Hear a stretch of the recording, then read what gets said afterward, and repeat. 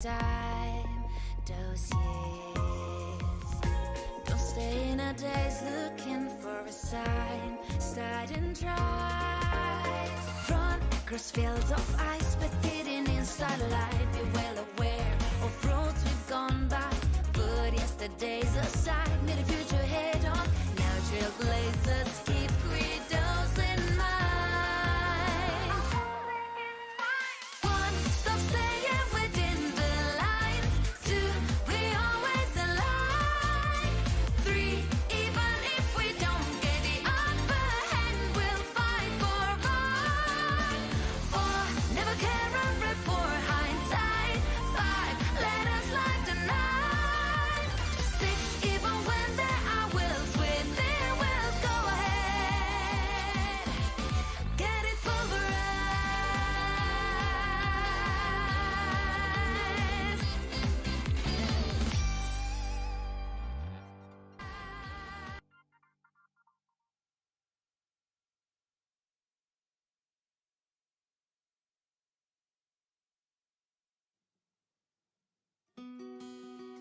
Wrapped in biting wind, hearts will never bleed.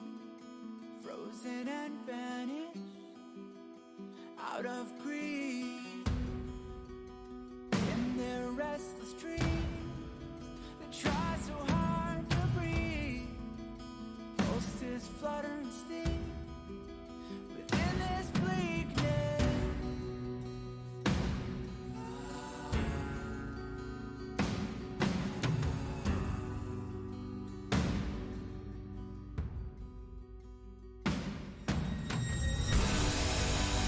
Pain will come with the blade.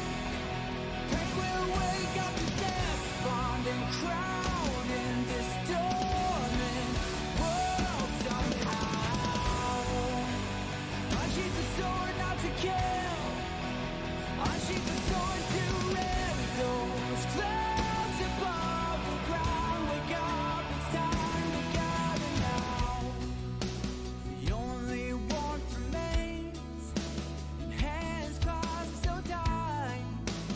The only fire exists in brave hearts. Seasons that refuse to change over the years will find their way back on track.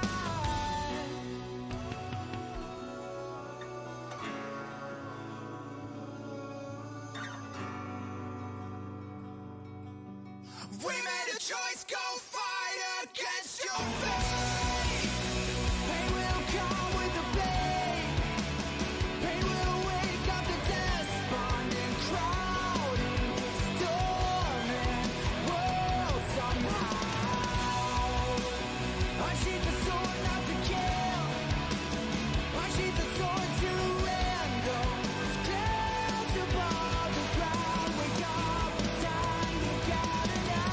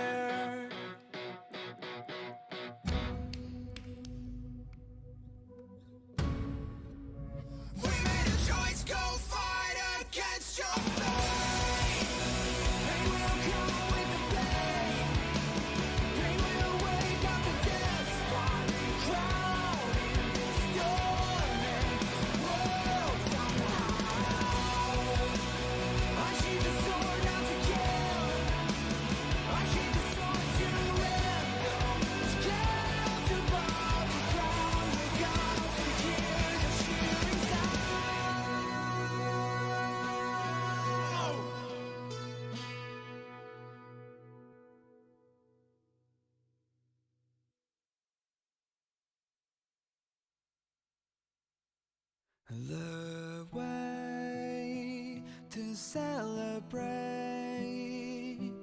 I'll be waiting till we make it the day to celebrate. I'll be waiting till we make it. Oh,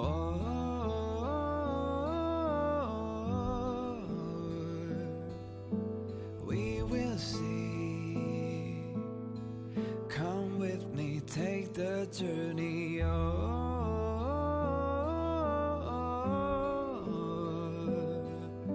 We will see. Come with me, take the journey.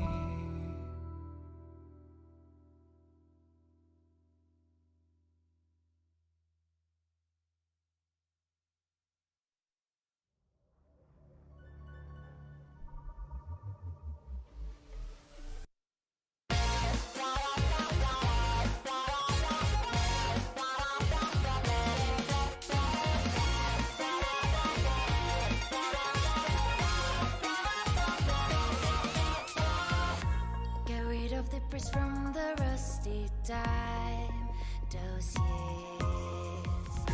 Don't stay in a daze looking for a sign. Start and try. Run across fields of ice, but hidden in starlight. Be well aware of roads we've gone by. Put yesterday's aside, meet the future head on. Now trailblazers keep widows in mind. One, stop staying within the lines. Two, we always align. Three, even if we don't get the upper hand, we'll fight for right. Four, never care or report hindsight. Five, let us light the night. Six, even when there are wills within, we'll go ahead. Get it pulverized.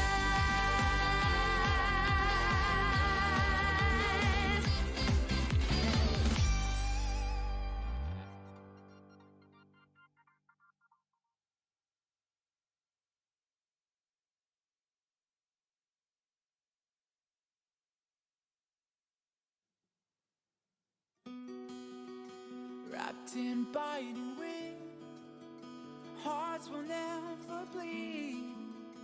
Frozen and banished out of greed. In their restless dreams, they try so hard to breathe. Pulses flutter and sting within this bleakness.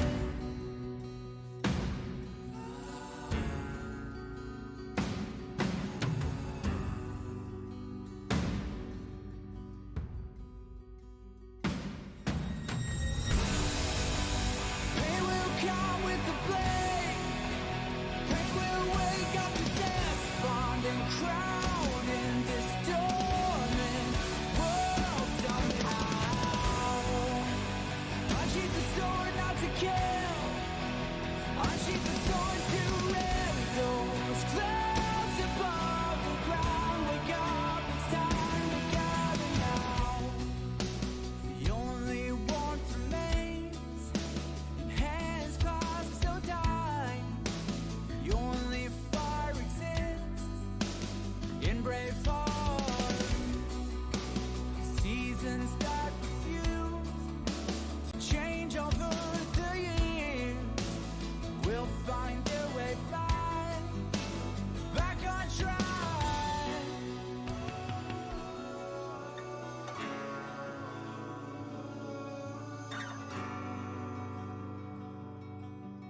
We made a choice, go fight against your fate. Pain will come with the blade. Pain will wake up the despondent crowd in this dormant world somehow. Unsheath the sword not to kill. Unsheath the sword to rend those clouds above the ground. Wake up, it's time to gather now.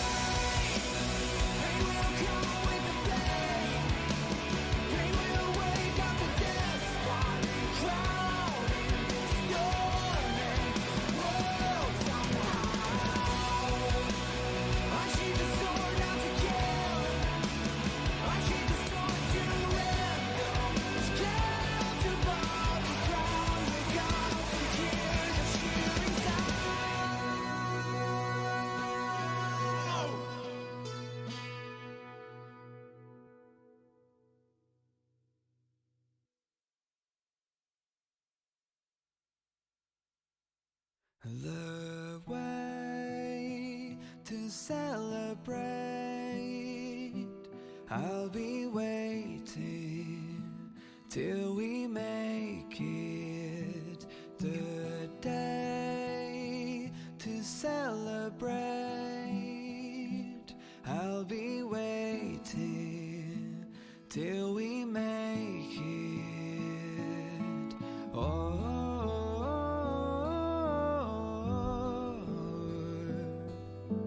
We will see.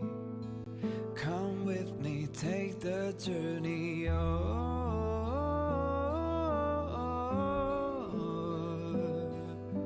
We will see. Come with me, take the journey.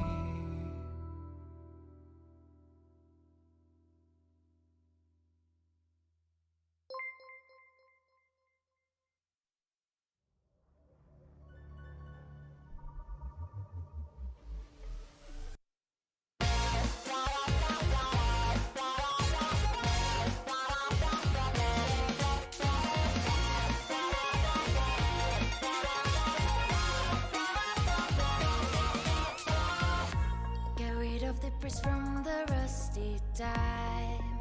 Those years. Don't stay in a daze looking for a sign. Slide and try. Run across fields of ice, but hidden in starlight. Be well aware of roads we've gone by. Put yesterday's aside, meet the future head on.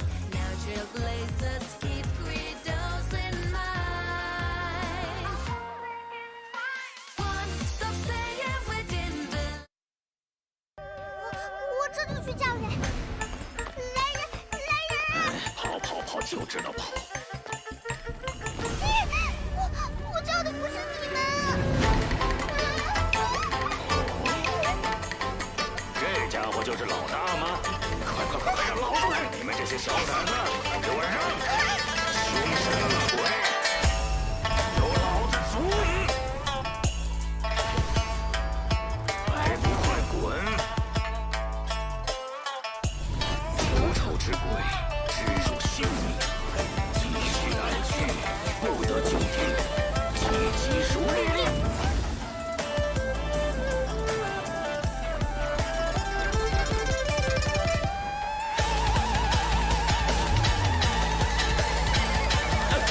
完事儿。我还是赶紧写辞呈吧。切。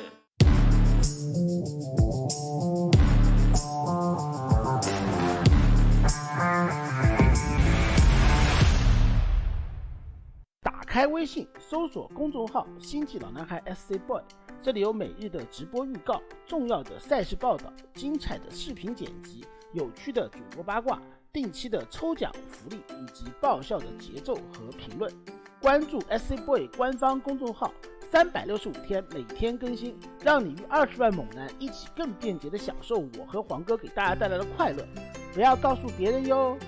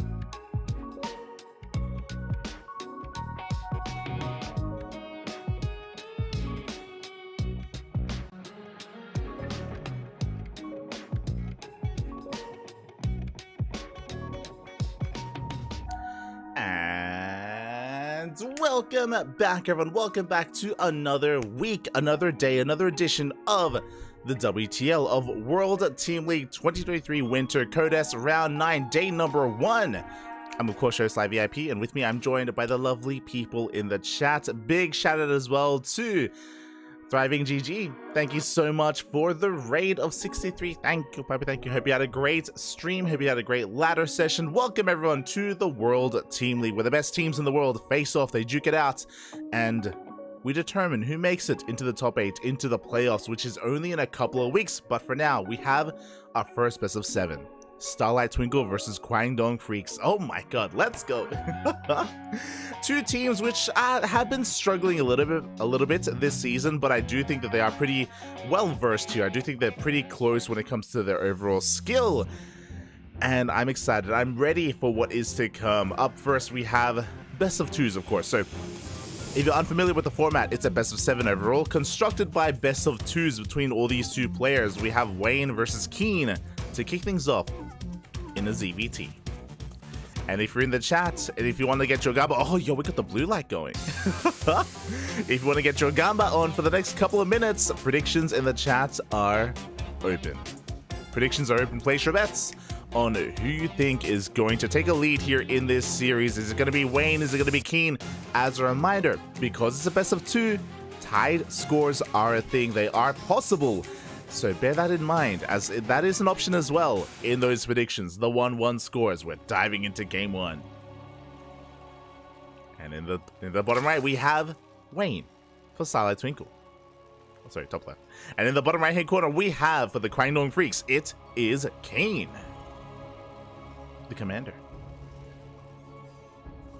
And here we go. We are, of course, diving into our first set here, and yeah, this is going to be an interesting one. So Wayne, of course, he is the ace player, the new ace player of the Starlight Twinkles. You know, since the departure of Spirit, Wayne has kind of settled in his shoes, and again, I would even say he's the favorite player.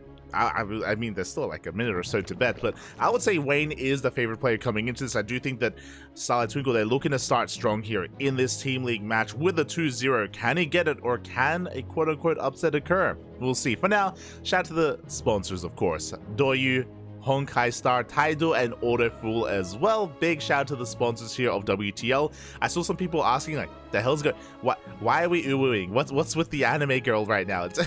There was an anime trailer earlier.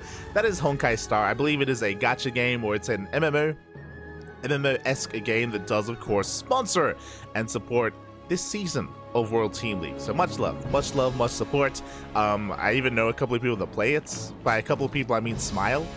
Este Smile, the Peruvian Terran player, shaking my head. But alas, again, without those lovely sponsors, this event wouldn't be possible. We wouldn't have Kung Fu Cups or Masters Coliseums. So big shout indeed as we're getting into this, and already an interesting opener here. We have Keen going for Turax Reaper. Keen, he watches bien, papi. Or I should say, he's keeping up with the current meta, and I appreciate this. A really strong start here out of Keen. Again, also showcasing that he isn't just playing this part, or I mean, that he isn't just like playing every now and then. He is, of course, keeping up to date with what is currently meta and what is going around the Korean scene, at least, as Reaper is going to be moving out across the map. The goal here of the 2x Reaper is to contain the Zerg player to 2 bases for as long as possible. The Reaper will show up. Lings are here to meet it. Try to minimize losses. Dance with the Reaper. Keep those drones alive. We'll see if anyone will slip up. We'll see if anyone catches any drones as well here, as Keen is going to be threatening that mineral line, but so far we do keep it safe and sound. Reaper's going to rotate over. They do get eyes on that hatchery even. But I think we only have 3 Reapers, if I'm not mistaken. We don't have too many, so we don't really have that much DPS available. There's a 3rd Reaper rocking up. Unfortunately for Keen, he's already started transition, so with only 3 Reapers, I believe Wayne can hold on to this. It's going to be close. It's going to be very close. The Queens are waddling on forward. We try to dive into the main base, but Wayne, he's waiting. He was waiting, but he barely doesn't catch the Reapers. They slip into the middle line. They force out an Eva Chamber, and the Queens are out of position. Up. One drone should barely go down. No, not even. There we go. The KDA charges kill 1 worker in the end. The Queens are still there on the low ground. They don't get the Reapers. Oh my god, 2 of them are so low. Oh god. That was shooken. Link speed kicks in. We catch both Reapers. We get the final Reaper as well. All 3 Reapers go down. And for only 1 drone, a good trade. 1 drone and 2 links, but a very nice trade here for Wayne, especially considering that this was supposed to delay the expansion. This was supposed to delay the 3rd base, but it wasn't. It didn't even. And as a result, Wayne is in a pretty damn good position. He does confirm the follow-up here as well. He does confirm the add-on swap, which is an interesting variation. So this is going to be a 3cc211 from Keen, but we did actually go for an add-on swap, so the Marine count is going to be a little bit lower in favor of these Hellions. We're going to have Hellions for map control, and the Marine count, the eventual stim timing is going to be that much weaker as a result. So an interesting, again, variation here from Keen. Oh my god, that's a 3rd Rax. We can't see it on the screen right now. Shout out to Moku, the observer. But we have a 3rd Rax in production, delaying the 3rd CC even further. We got 1-1 on the way. So again, really interesting build here at a Keen. So because he's delaying the starport, that means the double medevac timing is going to be that much later than it already would have been. Starport now on the way after the 3rd Rax. So very delayed drop play here, which shows us that we do intend on being very macro oriented. This also explains why we have these additional Hellions just for map control, just because Keen is going to be so late to actually be on the field because he's building up his Marine count even further to hit a 1-1 timing. It's going to be a later timing, but it's going to be a little bit stronger as a result. Now, because it's so late, again, that's why we need these Hellions to just try to keep an eye on things, make sure that there's saturation at the 3rd, make sure that there's no fast 4th base, make sure that we can keep the creep at bay. Otherwise, Keen would be in a lot of trouble. Otherwise, he would just relinquish map control to Wayne. And you'd never want to do that against a Zerg player. Already, 4th base is delayed. We get 2 creep tumors, we get a kill on a drone. Meanwhile, behind this, Wayne, he's setting up to defend against a 2-1-1. That is a single Evo chamber that is +1 carapace on the way. That is what you want, and that finishes up just in time for the double drop.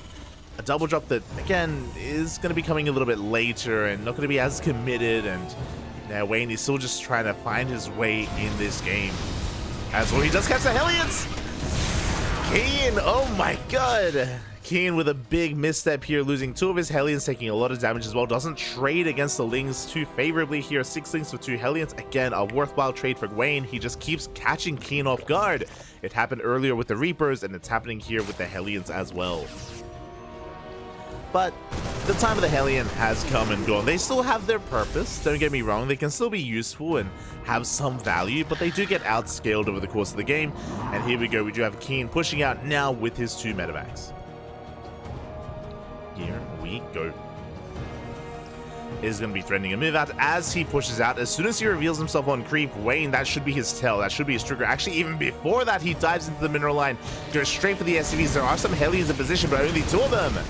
Good target firing here out of Wayne. Gets 3 SCVs. Gets the hell out of there as well. Once again, a good trade here from Wayne. Behind this, he's rushing into tech. So his 4th base was delayed, but he's going into an infestation bit already. Oh my god. That's something I was quite expecting. The Marines, they do dive onto creep. The Baileys have arrived. They do trade well against the Lings. There was a lot of Lings going down there for not too many Marines. But at the end of the day, Wayne, he's holding on. He's getting ready for another big Ling Bane counterattack. He's getting his 4th base up and running. Wayne, he's cutting workers early. He's cutting workers at 63. That is sub 3 base saturation, by the way. Well, the Bailings have been caught out. He backs off. Wayne is now joining once again, trying to catch the army off of creep. Wayne being a little bit adventurous, maybe a little bit too overconfident after what's been happening this game, maybe thinking, oh, I can just keep catching Keen. No. Clearly not, as Keen is able to keep up here when it matters most with the Bio Army. The Widowmines there burrowed. Ooh, the friendly fire. Big shot here. It goes off on the Marines more than anything. A couple of Lings go down, but we get a double drop into the main base. Going straight for the mineral line. Drones are going down. A bit of a later reaction here from Wayne. 6 drones fall. Big loss here for Wayne. And can we even go for the hatchery? That's a little bit, again, adventurous. We do have Ling Bane here to respond. And we should clean this up. Yeah, we do force this back. The hatchery did get uncomfortably low, though. That's less than half HP. That was a lot of damage to that hatchery. And thankfully, it's being morphed into a hive as we speak. Now, what's important, Keen just scouted. Keen, he just saw the hive, so he's aware that we're taking up even further, that his opponent is rushing into Vipers most likely, potentially even a Ling Bane into Ultra. There's no Spire, there's no Hydrogen. Ultras would be the logical conclusion here for Keen to make and for Wayne to go for. We'll see if that's the case or if he goes in a different direction. But now Keen is being active, he's establishing his third base, he's got a 4th CC on the way. 4th CC obviously tells us that it's not a 3-base all-in, it's not going to be an 8-rags here out of Keen. He is looking to transition, get into a macro game, and there's that Ultra Cannon that we were talking about. Again, because there was no other tech at this point, with the Fast Hive, it should be Lingbane into Ultra. Now, there's a bit of a give and take here. Obviously, ground-wise, this can hit like a truck. Rushing into Ultras, mate, you can just have your way with the 4th or even 3rd base. You can break in, you can bust in. It's hard to stop, especially if your opponent doesn't have Ghosts. The downside, no anti-air. You're relying on Vipers and Queens for anti-air, and specifically to stop drops. Here we go, the mine drops are coming in. Good reaction so far. Ooh, only a couple of drones going down, 3 workers in total for 2 Widow Mines. We have another Widow Mine here into the main base. The medevac is going to go down. We're late to burrow. Bit of miscontrol there out of Keen. But again, this drop play is going uncontested. Keen, he can just keep going for this drop play, pull apart his opponent, try to cripple the economy. It's going to be on Wayne to try to keep up with a ground-based army without any kind of secure anti-air. Not impossible, just difficult. And here we go. Keen's going to be pushing here towards the left-hand side. Going to be cleaning up a lot of this creep, but there's plenty of Lingbane available. They should be able to force Keen back. So far, good control. Hot pickup does save the medevacs, does save the Marines. At the same time, we have a push through the center and a drop on the right-hand side as well. So we have a tri-pronged attack here from Keen. Can Wayne keep up? So far, a lot of creepers going down, a lot of creepers receding. That is going to be making it easier here to push in. Oh, but friendly fire!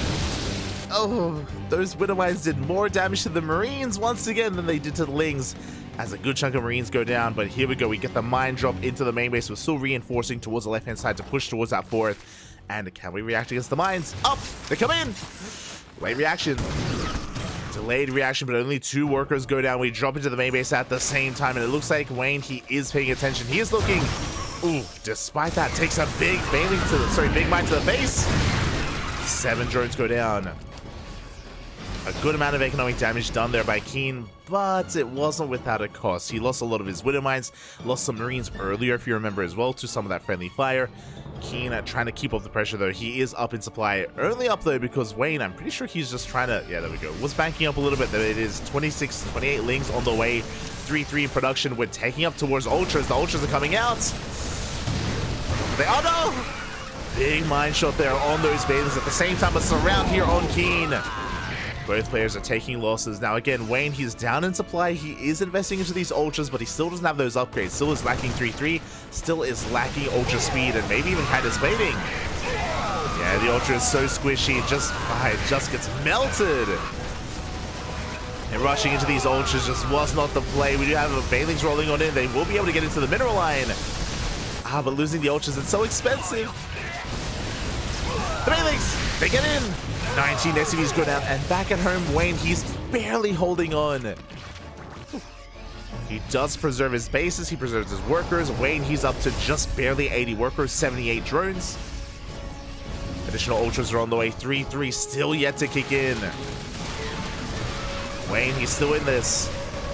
Like, his power spike moment is still coming. Again, he just needs Wayne to back the hell off for a little bit longer. He needs Keen to back the hell off for a little bit longer. Wayne, he's just re-sweating creep, trying to establish himself, looking to even drone up a little bit further here as we have 4 Ultras on the way, alongside Infestors as well for those Fungals. And Keen has given him time. After losing that mineral line, after losing those drops, Keen, he's backed off. He's establishing his 4th, soon to be his 5th base. He's giving Wayne the time he needs to build up. But Wayne does need more time. Again, Ultras are expensive. They are quite expensive. You can see that Wayne doesn't have the best bank. You can see that losing the workers earlier did impact him and did lead to his struggles here at remaxing. And you can see Keen running away with the economy. We do have that one Infestor, though. We're waiting for the Fungal. Before that does occur, we're going to be diving off of creep. Mine shot goes off. The Ultras have arrived. A good concave, though, here from Keen. But again, with these Ultras, yeah, we can't really contest with this. We have to back off. And Keen is transitioning.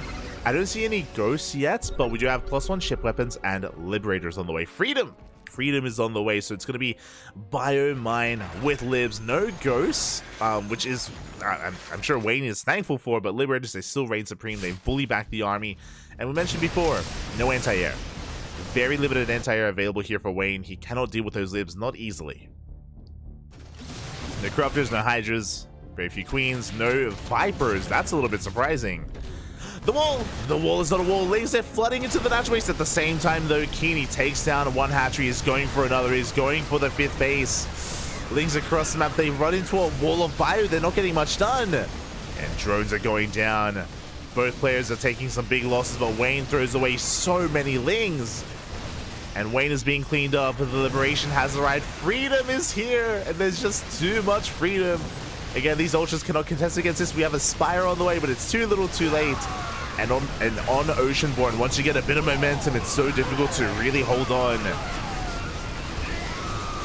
As Wayne tries to commit, but alas, he cannot touch this army. We get a fungal from behind, but there's nothing to follow up with the fungal. Wayne leaning back in his chair. GG gets called, and Keen will take game 1. Whew. GG. Oh boy. And yeah, with that, the Kwangdong Freaks, they take a lead in this series. Oh, switching our scenes over.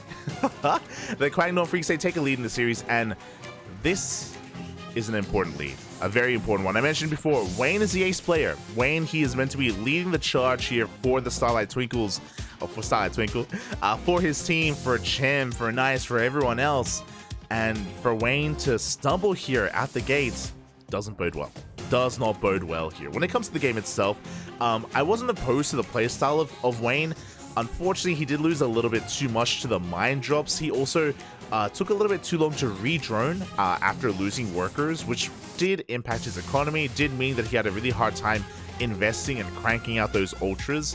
Again, they're quite expensive, and if you're sub 80 workers, like it's quite a lot to invest into them. Likewise, props to Keen, you know, committing to his split pushes, trading well enough, causing enough havoc, and taking a lead. And now here we go in the top right hand corner, we have the Starlight Twinkle, Wayne.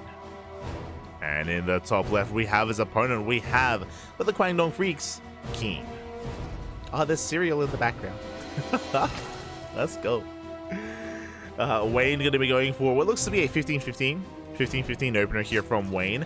And this map makes a lot of sense. So to wind it back for us, a little bit more context, especially if there are people watching for the first time who may not be familiar with World Team League.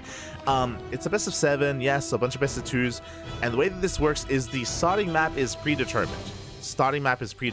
There's no vetoes involved whatsoever. It was chosen ahead of time by the admins, by the organizers. And when it comes to our players here, game 2 is loser's pick.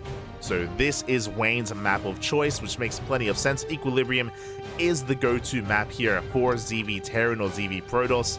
Why? There are a lot of bases to be taken, relatively longer rush distance by ground, so you're going to be a little bit safer, and more importantly, the goal base. We've seen a lot of Zerg players here against Protoss, even at times against Terran, rush into the gold a little bit earlier. You can take it as your natural, you can take it as your third base, and you can defend it quite well here. We can see that Wayne, he isn't rushing into it as his natural, thankfully. That would be crazy against Terran, a lot more viable against Protoss, or even against Zerg, even in the ZVZ.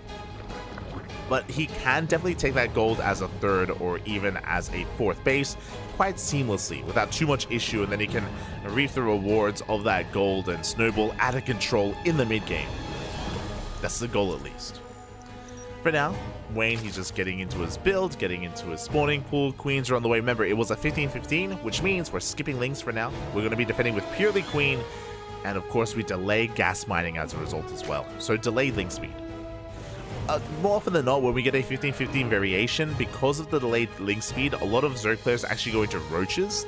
I'm curious if that's going to be the case for Wayne, where you just skip link speed, you bank up your resources, you throw down a roach one instead. You can be a little bit aggressive with it, you can get into the mid game with it, just defensively even. We'll see. But now the Reaper does dip into that natural. Going to be dancing here with the units. Remember, there are no lings, so we have to be very careful with our control. Thankfully, we do see Keen going for a, I've been focusing a lot here on the opener of Wayne, but when it comes to Keen going for a Rax expand, as opposed to the previous game where we saw a 2 Rax opener. 2 Rax opener, of course, was a lot more aggressive, and again, Wayne had a stronger early game, I want to say. But here in game 2, we see Keen going for a much more standard opener. Ooh, I say standard, a much more aggressive opener actually. Looking at the production tab, Keen is going for a 1-1-1. So he is delaying his third base here in favor of a starport, so a very aggressive build here from Keen is going to be very in the face. The observers just pointing out that starport as well. We're going for an add-on swap. Tech Lab is on the way, so it's going to be a Banshee opener. We'll see if we commit even further. This could even lead into something like a Banshee Hellbat push, for example, if you throw down an armory, depending on how aggressive and how committed Keen wants to be. This could lead into an all-in, or it could just lead into a delayed third base. Regardless, this opener of Keen needs to get damage done. The Hellions and the Banshees, they got some work to do. They do have some work to do. There it is. Cloak is on the way. Banshees are in production. Back at home, Wayne is none the wiser. He's yet to determine what kind of opener he's up against. I'm sure momentarily we're going to be seeing an Overlord going into the main, or at least fanning out Lings to try to get some scouting information. As for now, Wayne is in the dark, and oh, that is 4 Hellions into Cyclones. Papi. Okay. Here we go. So we're going for a Cyclone follow-up here instead. Overlord does confirm the lack of gases at least. But again, you can see that how aggressive this build is from Keen, right? Like he's going to have even more firepower alongside these Hellions with those Cyclones. Meanwhile, I mentioned before, usually when we see a 15-15, which is what we saw from Wayne, it leads into roaches, and that's exactly what we're seeing here. The reason for this is this is not a 2-base all-in. We can see that Keen does throw down a third TC, so it's a delayed third. He needs to get damage done, but a third nonetheless, so he's still going to be expanding. We're talking about Wayne's build again, because your gases are so late, because link speed is so late, usually it's just not worth getting link speed, so you just skip it entirely, just go straight to roaches. Now this can still lead into link speed later on with Ling Bane Roach, but for now, roaches and queens are going to be what Wayne has available here to hold on to his bases. And he's going straight into that lair behind this, most likely for roach speed. Meanwhile, Hellions and Cyclones are arriving on the right-hand side. They're going to try to drag the queens over to defend, exposing the main base as the Banshee makes its way into the main. Drones are going to be going down. Thankfully, we do have a safety spore. Spores have been thrown down. Drones are going to be falling here. 2 workers in the main. Meanwhile, towards the south, it looks like Keen didn't commit. It looks like he just poked and then backed off. So far, he hasn't lost anything. That's what's important. He's killed a couple of workers, hasn't lost anything yet. Should still be looking to be active. And there we go. He's waiting for the second Banshee. With 2 Banshees, we can one-shot workers. We could even try to pick off a Queen as well. And we'll see if Wayne can keep up. Again, the CC is still on the way for Keen. The third base is still on the way for Keen, I should say. Meanwhile, we can see our upgrades for Wayne. It's 1-1, so he is doubling down on Roach Ravager. No melee upgrades, so no Ling Bane. Not yet, at least. You can always get into them in the mid-game. But for now, we get another 2, 3, 4 drones. Oh my god. 4 workers go down. Queen's not quite in position. Keen getting a lot done. 6 workers. 8 in total so far. Remember, we did kill 2 workers earlier. So far, so good. And again, this is what he needed to get done. Scans the natural base, confirms Evo Chambers and the Roach weren't researching, so he's aware of the Roach, or the commitment into Roaches. He did miss the infestation bit. This is an interesting one. So, because we have the range upgrades, I almost want to believe we're going to be rushing into Hive and rushing into Hydra Lurker. This is a playstyle that Dark is very fond of. Dark, he loves going Roach Ravager into Hydra Lurker just because the upgrades, they seamlessly kind of flow into each other. I'm curious if that's going to be the case here for Wayne, or if he's just going into the Hive for Viper production. Because there it is. Baliness is on the way, so it is going to be Ling Bane Roach Ravager, not going to be Hydras or Lurkers. At least that's what the Baliness tells us. For now, Keen, he's pushing through the center, going to be clearing up whatever creep he can. The roaches are in position. Enough roaches and ravagers to fend this off of the queens. As the queens get low, they do not go down. They do stand strong. Keen is going to back off. He has established his third base now. Should eventually be working towards his fourth. Meanwhile, Wayne, he's taken the goal base as his own fourth base. Driven up to 72. We're lacking a little bit in the workers, but because of the gold, it makes up for it. Basically at 80 worker saturation. There it is. We have melee on the way for Wayne. Link speed's already done as well. I think he got it earlier. I just missed it. But similar concept, regardless. 15-15 into roaches. But we do have +1 melee on the way, so it is going to be Ling Bane Roach Ravager. Pretty solid mid-game composition.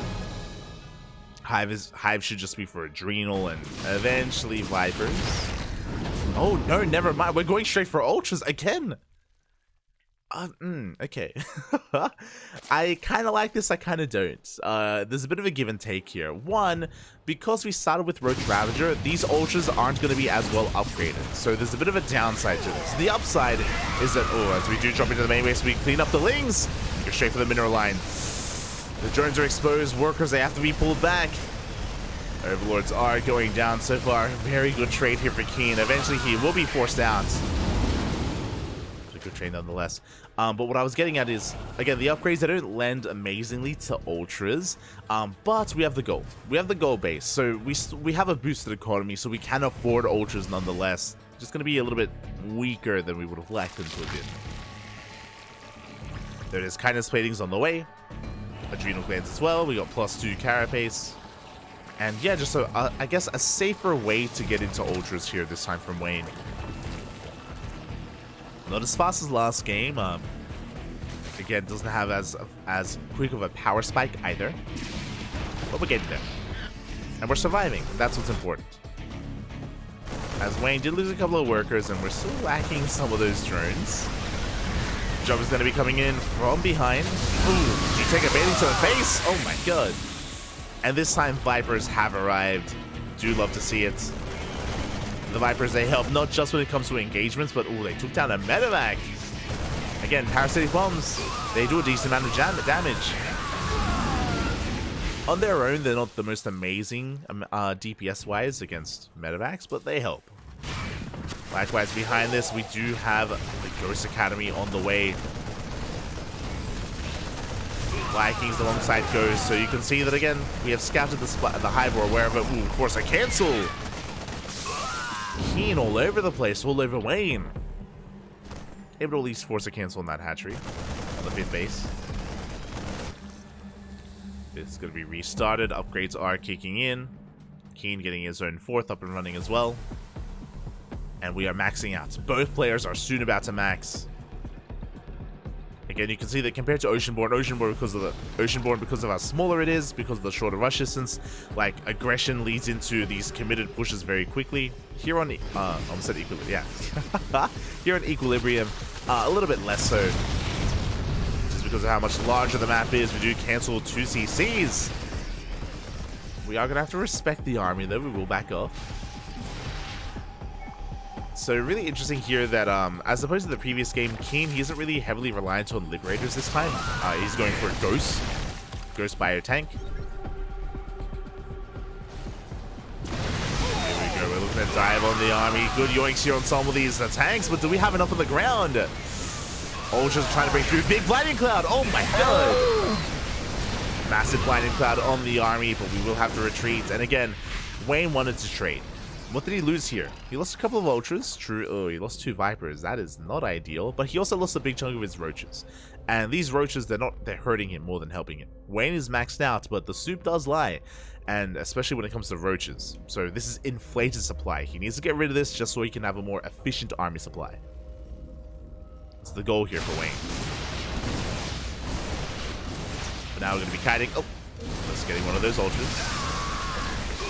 But again, the goal here, we want to lose these Roaches. We don't want to throw them away, but we want to trade as best we can. Oh, we don't want to lose that Ultra, though. That's taken a lot of hits.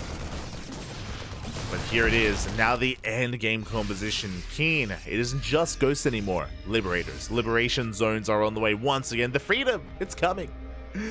Gonna have Libs, Tanks, Bio, Ghost, 3-3. Additional CCs as well. Keen just refining his army. Likewise, so is Wayne. Unfortunately, Wayne, he still has a couple of Roaches that he wants to get rid of. +1 air attack. Spire is done. This also means that Wayne, he can transition into Broodlords. Oh, I mean, once he gets his upgrades going, once he gets his Greater Spire. Until then, we're diving in once again. We're catching some tanks.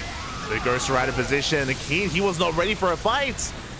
A lot of tanks are going down. And we're getting on top of the Bio Army as well. God, that spin was fast. We do break the tank line. We get on top of the goal base. And it looks like we will be able to break through again. Wayne Keen, He just barely wasn't set up for this. He was spread too thin. And just like that, we're breaking into the natural as well. It looks like Keen should be able to hold on, but he has lost so much. Another tank falls. Another ghost is under threat as well. And it looks like, again, we clean up the Roach Army, we clean up the Ultras, but we have reinforcements. We have another army already out for Wayne. And he's coming in with his Lings. Has to be careful not to overextend. But again, we got Lings on the way, Corruptors to help deal with those Liberators. You can see Wayne just taking a lead in the economy. Something that I'm concerned by, now that I've noticed, Wayne, he hasn't been joining. There we go. I was like, he hasn't been joining. Wayne, he hasn't been losing workers. You can see that he's actually lost a little bit there. But I do think that a lot of that was just, you know, building, constructing buildings, spores, site defense, gas geysers, hatcheries. Now he is rejoining, thankfully. He's getting back up to 80. He has a solid economy. Has anti-air, getting back into Lingbane. I'm uncertain if we have a Greater Spire. Uncertain, but here we go. We dive in once again. Oh, is this a bit of an overextension? We do get some ghosts. Oof. But we lose the Vipers. Not the best trade there for Wayne. We got 6 more Ultras on the way. It's one of those things where Wayne, he has a good enough economy where he can trade it efficiently at times and still have it be worth it. Gets on the army. Big bungles. Oh my god. He looks down the ghost, but there's no follow-up, so yeah, we run out of steam. We have to back off. The Infestors. Ooh, both Infestors go down. Big pickoffs here for Keen.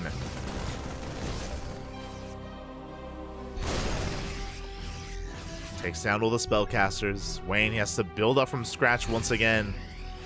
Definitely argue that he did overextend there. That he, again, we need to just calm down, remax, rebuild. We're getting there.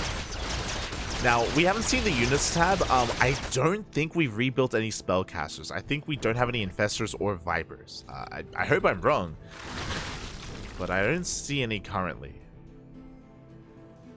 As a result, it is going to be a little bit more difficult breaking into these entrenched positions.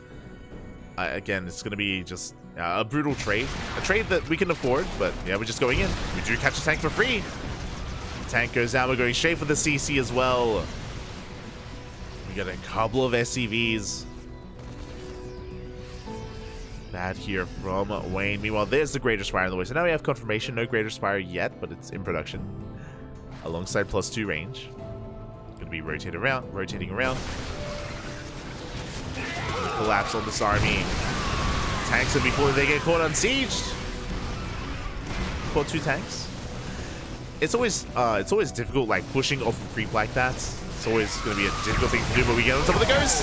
Oh my god, the ghosts! They were exposed and were busy trying to snipe, and so many of them go down. Oh my god! The ghost count gets cut in half. We do get a couple of snipes off, but that was a brutal loss for the Terran. Aye. There it is. 6 ghosts. 6 ghosts went down. Not like this. 1 died to friendly fire. And with that, Wayne is in the driver's seat. That's the fight that he wanted. That's the fight that he needed. Now he's going to be able to remax, focus on his upgrades, take up even further. Collapse on the ghost once again. No! There's no kiting. Keen, he wasn't looking. Oh my god. He just takes the Ultras to the face. He stands his ground. He lost a big chunk of his army there in the process. Likewise, Wayne can rebuild. I am concerned that he isn't making any spellcasters. Like, obviously, because Wayne has a bank and because he has a better economy, he can afford to trade in efficiently. This is true, but at the same time, you don't want to. Like, it's not ideal. You still want to take things carefully and still like engage as best you can. You don't want to give your opponent the opportunity to come back. Like, Keen, he is behind, but a comeback is possible. If Wayne throws away too much, if Wayne has a rough engagement, then, I mean, he loses his Ultras, his Broodlords, his Corruptors. If he loses them enough times, then Keen can come back. You can see that Keen is slowly maxing out. Same time, the run by comes in, but we only get a couple of buildings. Scans are thrown down. We catch the Broodlords! Immediately Thors. Thors are on the way for Keen. Now, what's scary is the fact that Keen is staying on a low SCV count. He's relying a lot more on mules, and because he has free supply, he's going for a super maxed army. Lives, tanks, Thors, Ghosts. Bungle does connect. A couple of investors were made. We catch some Ghosts. Overextension from some of those Ghosts. We can see Keen. He wants to try to get on top of those Broodlords.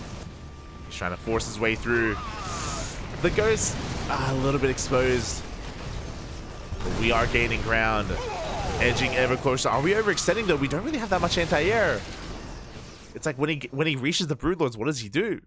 And he will back off. Keen does retreat, but you can see the army supplies are evening up. Keen is maxed out.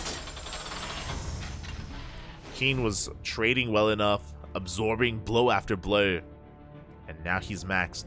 Again, he doesn't have a bank, or doesn't have much of a bank, but actually has more of a gas bank than Wayne. Uh-oh. They have invested quite heavily here into these Broodlords. Looking to deny one of these bases, but here come the snipes. One Broodlord, two Broodlords go down. A third Broodlord as well. And a fourth. Here comes the Ling Bane, but Keen, does he have too much? The Ling Bane doesn't trade too well here. Crashes into some of the tanks. The Ling Bane goes down, and now we can go straight for the Broodlords. Keen, he's diving forward.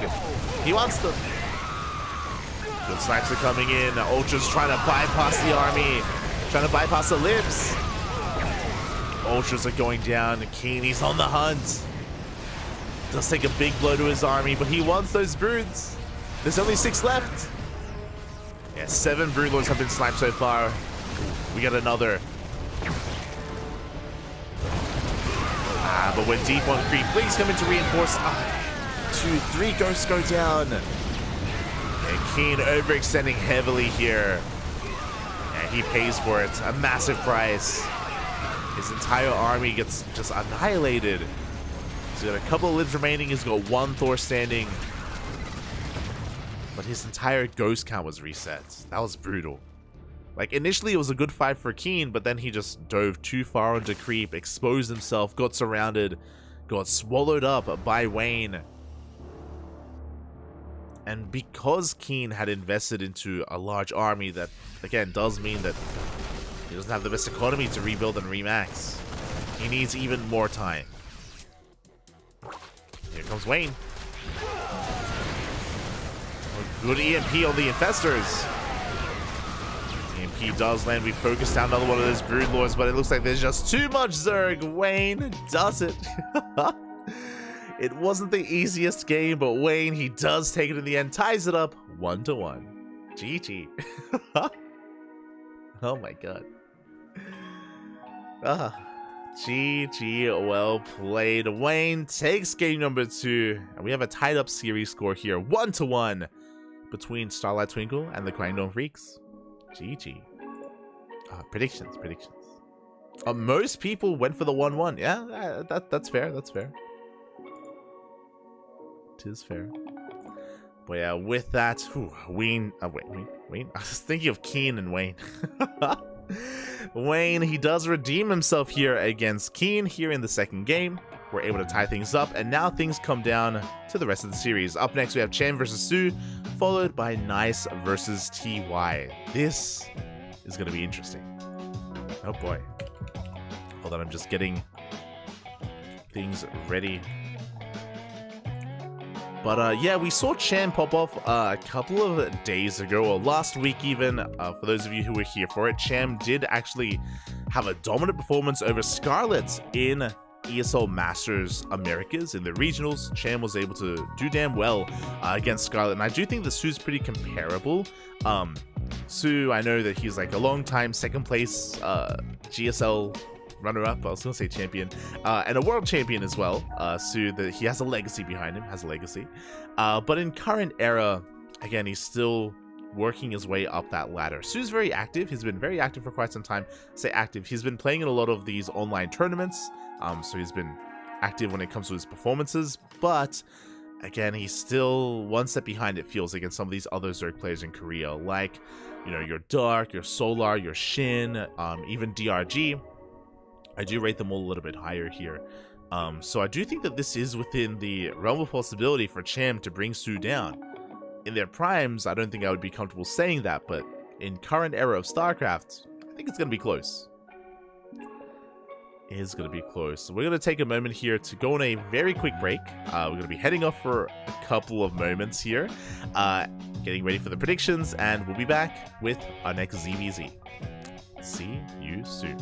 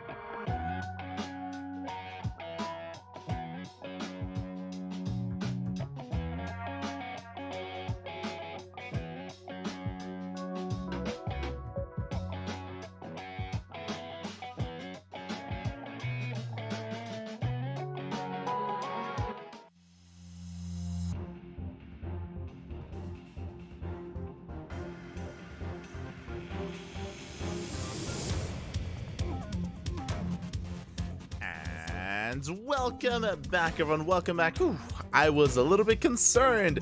We had I apologize for the extended break. That was a little bit longer than we're used to, but we have our players. Thankfully, I was concerned that maybe we would skip this series. We would have Nice versus TY first, but it looks like we have Cham, we have Sue. There may have been some technical difficulties because we don't have the webcam of Sue, but we have our players. That's what's important. We have our players, we have our first map as well. It's going to be on Hecate, and here we go. In the bottom left hand corner, we have a Starlight Twinkle. It is Cham. And in the top right, we have his opponent for the Kwangdong Freaks. It is Sue. And if you're in the chat, predictions are now open. Place your bets. Place your bets in the chat for who you think takes the series, or if it goes for a 1-1 score. It's a best of 2, so there are 3 options available. Best of luck. Best of luck with your predictions as we're easing our way into game number 1 here of this ZVZ. I was mentioning earlier how Cham has been on fire recently. ESL Masters, the regionals have concluded, but in those regionals, Cham caused a massive upset in the playoffs and eliminated Scarlet from the tournament. Scarlet, who was in form, by the way, who is in form. So for Cham to take that series in a ZVZ, very impressive. Now we'll see if Cham can replicate that here on Hecate against Sue. For now, interesting opener. So Sue is going for a Hatch Gas Pool, standard opener out of our red Zerg player. Cham is going for a Hatch Pool Gas. An interesting slight deviation here from Cham with a later Gas Geyser with a faster spawning pool. This means faster Lings, it means faster Queens, delayed Ling speed. Because this, I mean, maybe I'm reading too much into it. I was about to say, because the gases are a little bit delayed, I wonder if we're going to be going into 2-base Roach, but it's not really delayed by that much. It's not like a 15-15, for example, or it's not like a 12 pool. Like, the gas of Cham might be a little bit late, but only by a couple of seconds. So I don't think that's enough for us to kind of read into it and be like, oh, he's going 2-base Roach. I think that's still anything is on the table. Standard play is on the table, maybe what I should say. As for now, we're getting our natural races up and running. Drones are on the way. Initial Lings in production here for Sue, actually. Meanwhile, no Lings from Cham. Interesting. Okay, so this is all piecing together. Again, remember, Cham went for a Hatch Pool opener. Because that, faster Queens. Faster Queens means you don't need Lings early on to defend. So he's going to be skipping out on Lings, going for his 3rd base. Now we're going to be going for Lings, a little bit delayed instead. Ling speed is on the way. And Sue is skipping it. Oh my god. Sue, despite going for a Hatch Gas Pool, he is skipping Ling speed, and we see why. It's for 2-base Lair. Oh my god. Crazy. So Sue, he's rushing into a Lair. Meanwhile, he's going to be applying some pressure to this 3rd base, distracting Cham.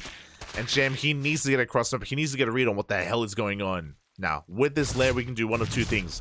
We can go for 2-base Mutas. We could go 2-base Roach. But if it was 2-base Roach, we would have seen the Roach Warren by now. There we go. There we go. Roach Warren is now on the way. Overlord is going to be hunted down. Going to be supply blocking Cham for a moment. And Sue is going to be the one that plays 2-base Roach. Now, I say 2-base Roach. If he takes additional gases, he can still throw down a Spire. If he doesn't take all 4 gases, should be Roach speed and +1. And we get a 2-base Roach timing. Oh, meanwhile, Cham, he finishes Bailing speed. He's in the dark. He lost the Overlord. He hasn't scouted. He doesn't know. This Bailing Nest is a bit of a waste. Basically, because Sue is playing 2-base, because he's fully walling off, he's really under no threat of a Bane Bust. Like, a Bane Bust is going to have a really hard time getting any damage done here. As now we get confirmation. Which is why, typically, at this level of play in a ZVZ, if you confirm that your opponent is playing 2-base Roach, you skip Bailing Nest, you go into your own Roach Warren, into your own Lair, and you try to keep up with your opponent's Roach production. Now, we invested in all these Lings, so we have to trade somehow, some way. We get a Tumor. Not too bad. A Tumor does go down. We get confirmation that Roach speed is in production. We do see the buildings upgrading. We see them wiggling and jiggling, so we know what's going on. We can assess and deduce that this is going to be 2-base Roach. Now, this could be a 10,000 IQ play, and Sue could be trying to... I almost said seduce Cham. Deceive Cham is what I was what I meant to say, and go for a spy behind this and cancel the upgrades. But we can see that's not the case. It's only 3 roaches. Sorry, only 3 gases. Roaches are on the way here for Su. Likewise, Cham keeping up with his own roach production as well. Here we go. Su's squeezing out a couple of extra workers, so he's not going all in. There it is, third base is on the way. Unscouted by Cham. Cham tried to dip in. There we go. He goes back. Goes back in. Does confirm the third base. This is a tell to drone. Now Cham knows, okay, I'm safe to make workers. I'm safe to tech up into my own lair, into +1 range. I should be safe. And Su is droning as well. He's moving out with his army, but this is really the posture. He's puffing up his chest. He's making it look like he's committing to an attack, when really he's droning. Su is going to threaten a dive. Again, the goal here is for Su to try to trick Cham into making roaches instead of droning. A big part of ZVZ is this. It's posturing with your roach army. You can see Su back off, and he did force out some roaches. So Cham, he doesn't have the best economy that he otherwise could have had.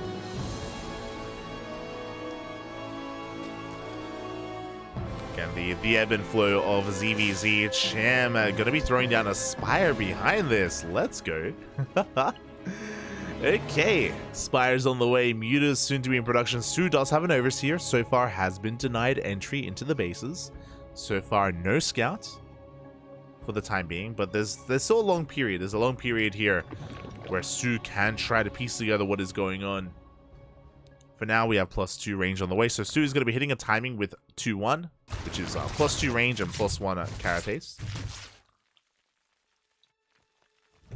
Oh, I'm loving the contamination there on the Evo chamber, delaying +1, thereby delaying +2 as well.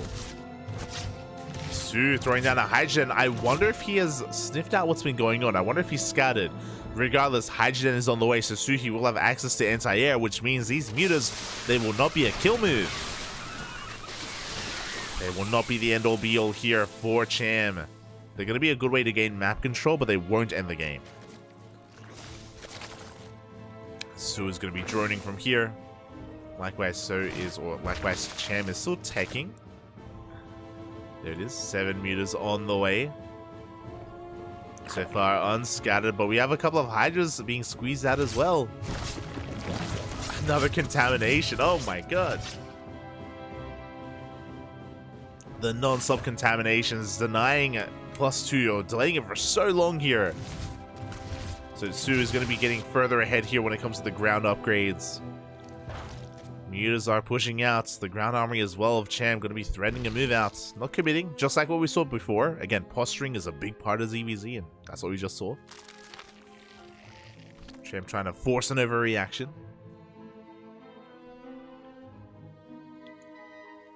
Oh, as the Mutas are amassing back at home, and finally we pull the trigger. We're going across the map. But again, this has been seen, and Su is mentally prepared at least. There we go. Hydras are coming out. They're already here with the main army. Oh, Cham, he tries to commit, but he's going to be bleeding out some of these mutas. That was not the best fight from Cham. That was not the play. Mutas go down. Cham threatens the main base, but gets forced back once again. He catches a couple of overlords. So we're getting some value at least. But here comes the counterattack. Here comes the counter push from Su. Roaches, Hydras, +2 range. He has the upgrade advantage. Cham has the high ground. He does have that elevation, that defender's advantage working his way. But Su, he's going to be trying to force his way up the ramp into a concave. Oh my god.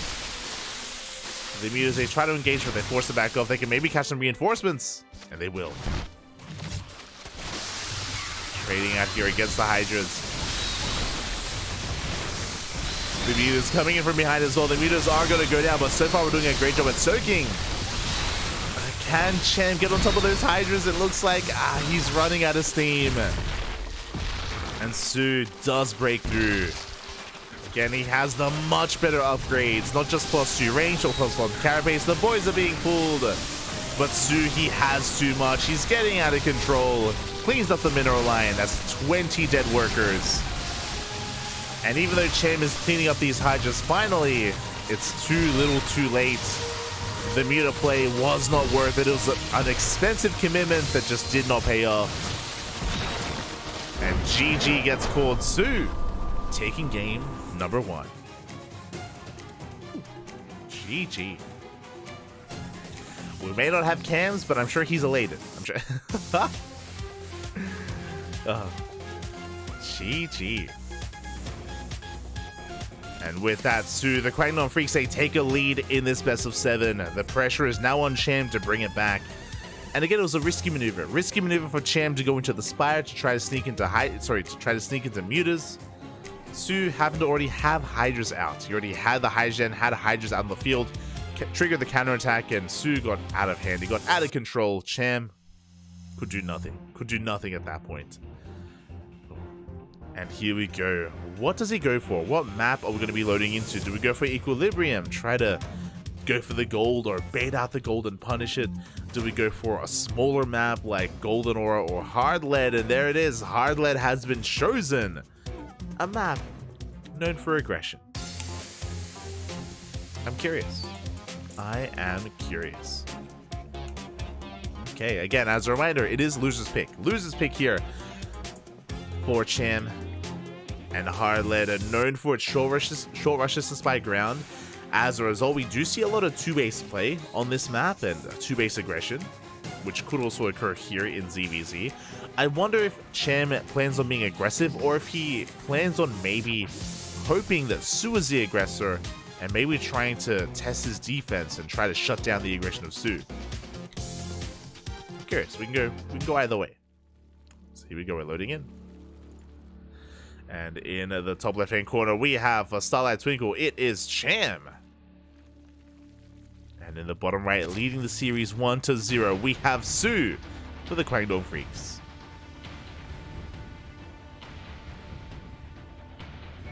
We go. But now, drones are being made, so no 12-full. No 12-full. I see Shiva Blaster in the chat. So seductive. I mean, yo, the Roach Warren and the Evo Chamber, they were doing their dance, okay? They were wiggling and jiggling. It was, they're so thick. Not like this. Look, my brain was thinking of deductive, and then I just yeah. Really, I was the one seduced, not Cham. Oh no. Now though, we're getting into this, and so far hatch first for both players, nothing too out of the norm. Su's going to be going for a hatch gas pull. Once again, Cham going for a hatch pull gas, so different variations of openers. So far, they're both doing the same thing that occurred in the previous game, which means Cham is most likely going to be skipping his first 4 lings and going to be relying on queens initially and delaying his ling production. I imagine that's to be the case.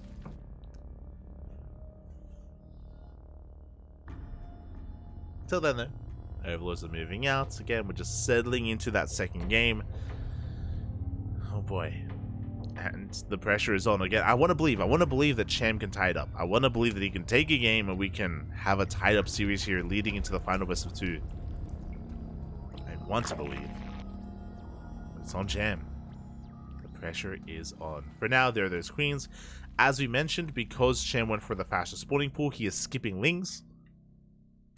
So for the time being, 0 lings here from Cham. This is a bit of a risky move, by the way, what Cham's doing. Essentially, he's skipping scouting information. Because with your first 2 lings, you send them across the map, just like what Su's doing. You send them out to be a little bit annoying, yes, but also to get scouting information. That's the real purpose of these 2 lings, and Cham is skipping them. Now we have lings on the way. Again, he delayed the ling production, just like he did in the last game, and he's going to have these just to defend. Again, less so for scouting. Lings do rock up. Cham going straight for the Evo Chamber? Question mark? Okay. Cham, he is looking to spice things up. Are we going to rush into +1 Carapace? Are we going for a Roach Ling all-in?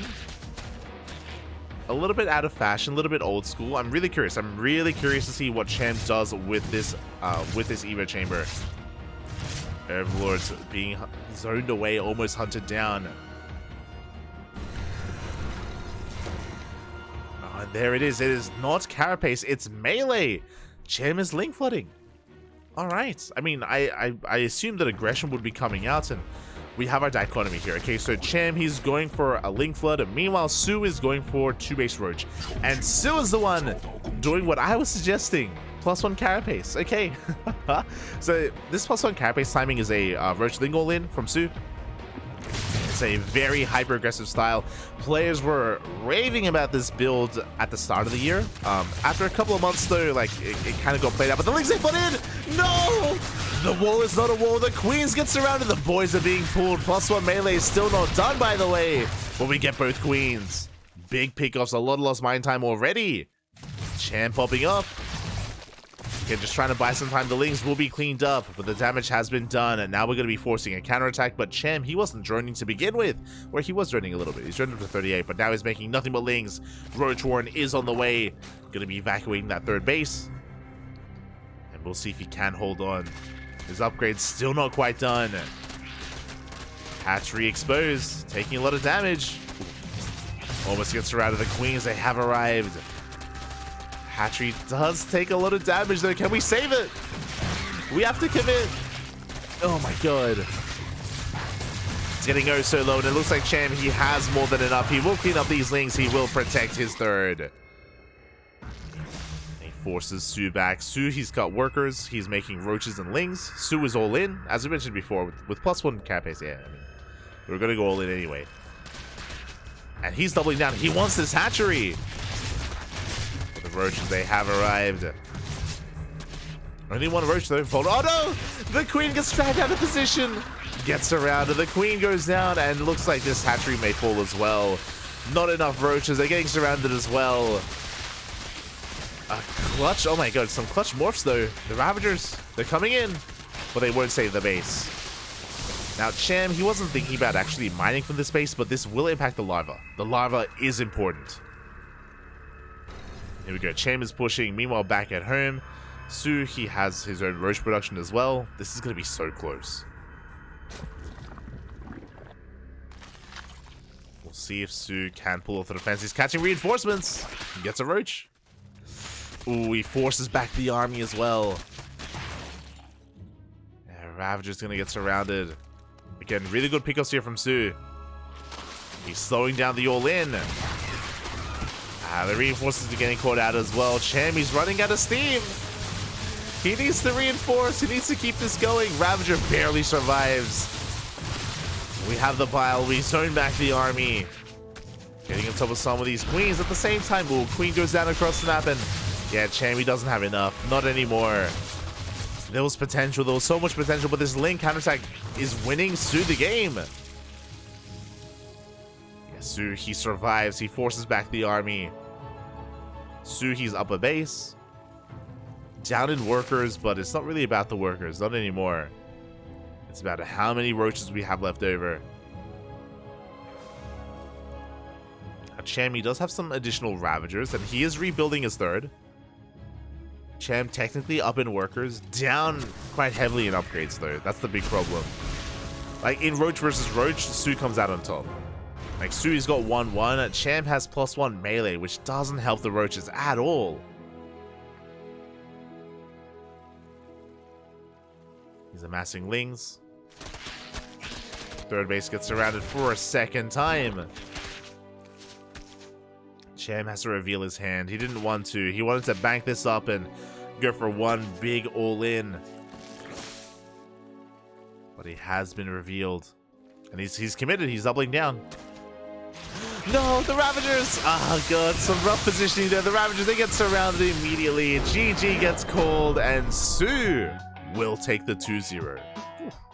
GG, well played. Sue, game 1, able to keep up and shut down the muta aggression of Chem. Here in game 2, able to get into his own all-in. I mean, both players, they refused to drone. Both players were very committed in their own ways. But Sue did scale better, leading into a longer game there with his upgrades really kicking in, and of course catching so many reinforcements. That was kind of the turning point. Like the turning point there for Sue was just not just killing the, like obviously killing the 3rd base, but also catching so many roach reinforcements, the Queens as well, denying transfuse. Su handling that position so damn well. And with that, the Crank Freaks, they take a lead. They take a lead in this series, and the pressure is now on Nice. One more win for the Freaks, and they will take it. Starlight Twinkle, they need Nice to 2-0. They need him to 2-0 TY to force the ace match. Is it possible? It's possible. Is it likely, though? I don't know if I would go that far. I don't think I would. Like TY, he's in form. He likes Su. He has been competing in these online events. He's been doing fairly well in GSL, and yeah, TY, he is not one to take lightly. We're going to be going on a very short break here just to get the predictions going and just to allow the players to prepare themselves for our final best of 2 of this series. Again, the pressure is on Starlight Twinkle. See you soon.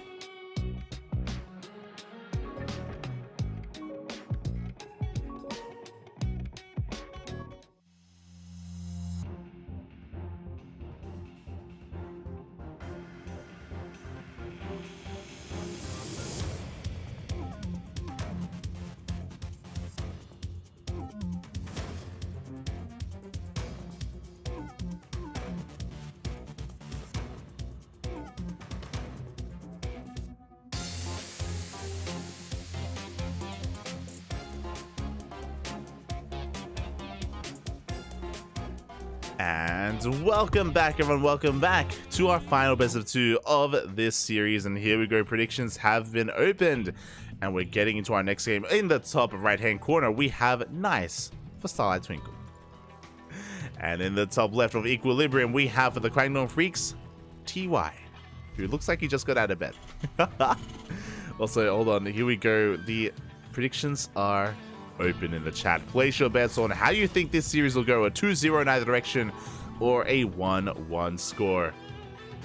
Again, TY, this is the most degen we've seen TY actually. Did he really just wake up? No shot, mate. It's like 10 p.m. in Korea. It's like 9 or 10 p.m. Ay. But he's got the lights off, you know, he's in the position. The degen position, the gamer hours are upon us. Ay. I'm shaking my head. But really, maybe that'll help him out. Maybe that'll buff him. You know, we want to be peak degen here if we want to take the series. If we want to take it all as Nice. Going for a gas steal. Nice. Nice already just having a little bit of fun here. Again, Nice, he can be very aggressive in this matchup. Very aggressive. Again, if you're familiar with the CranKy Ducklings, you would have seen us cast Nice a couple of weeks ago in Sparkling Tuna Cup, and you would have heard us, you would have seen us, or you would have seen Nice's response to his Glavedet build that he was whipping out here against Terran. I remember after he was winning matches, I was like, mate, what, this +1 Glaves build that you're doing, why are you doing it? He's like, oh, I thought it would be funny. That was his answer. I was like, oh, okay, I understand. Yeah, Nice. He, like, on the one hand, you know, he's very much so macro oriented, especially compared to Haas, the other Taiwanese Protoss, but Nice, he's willing to embrace the chaos every now and then, and I appreciate it. But now we do have a gate expand from Nice into the Cyber Core, so economic opener from our Protoss, likewise an economic opener out of TY as well, going for a racked expand. I mean, he was kind of forced into it, but you know, getting into it nonetheless. We can see that TY is checking the gold base just in case, just making sure that there's no hidden bases, no ninja bases. Making sure that everything is as it should be. Securing ourselves on Equilibrium. Oh my... TY. This is crazy. And this is very on brand. TY, he's willing to be experimental.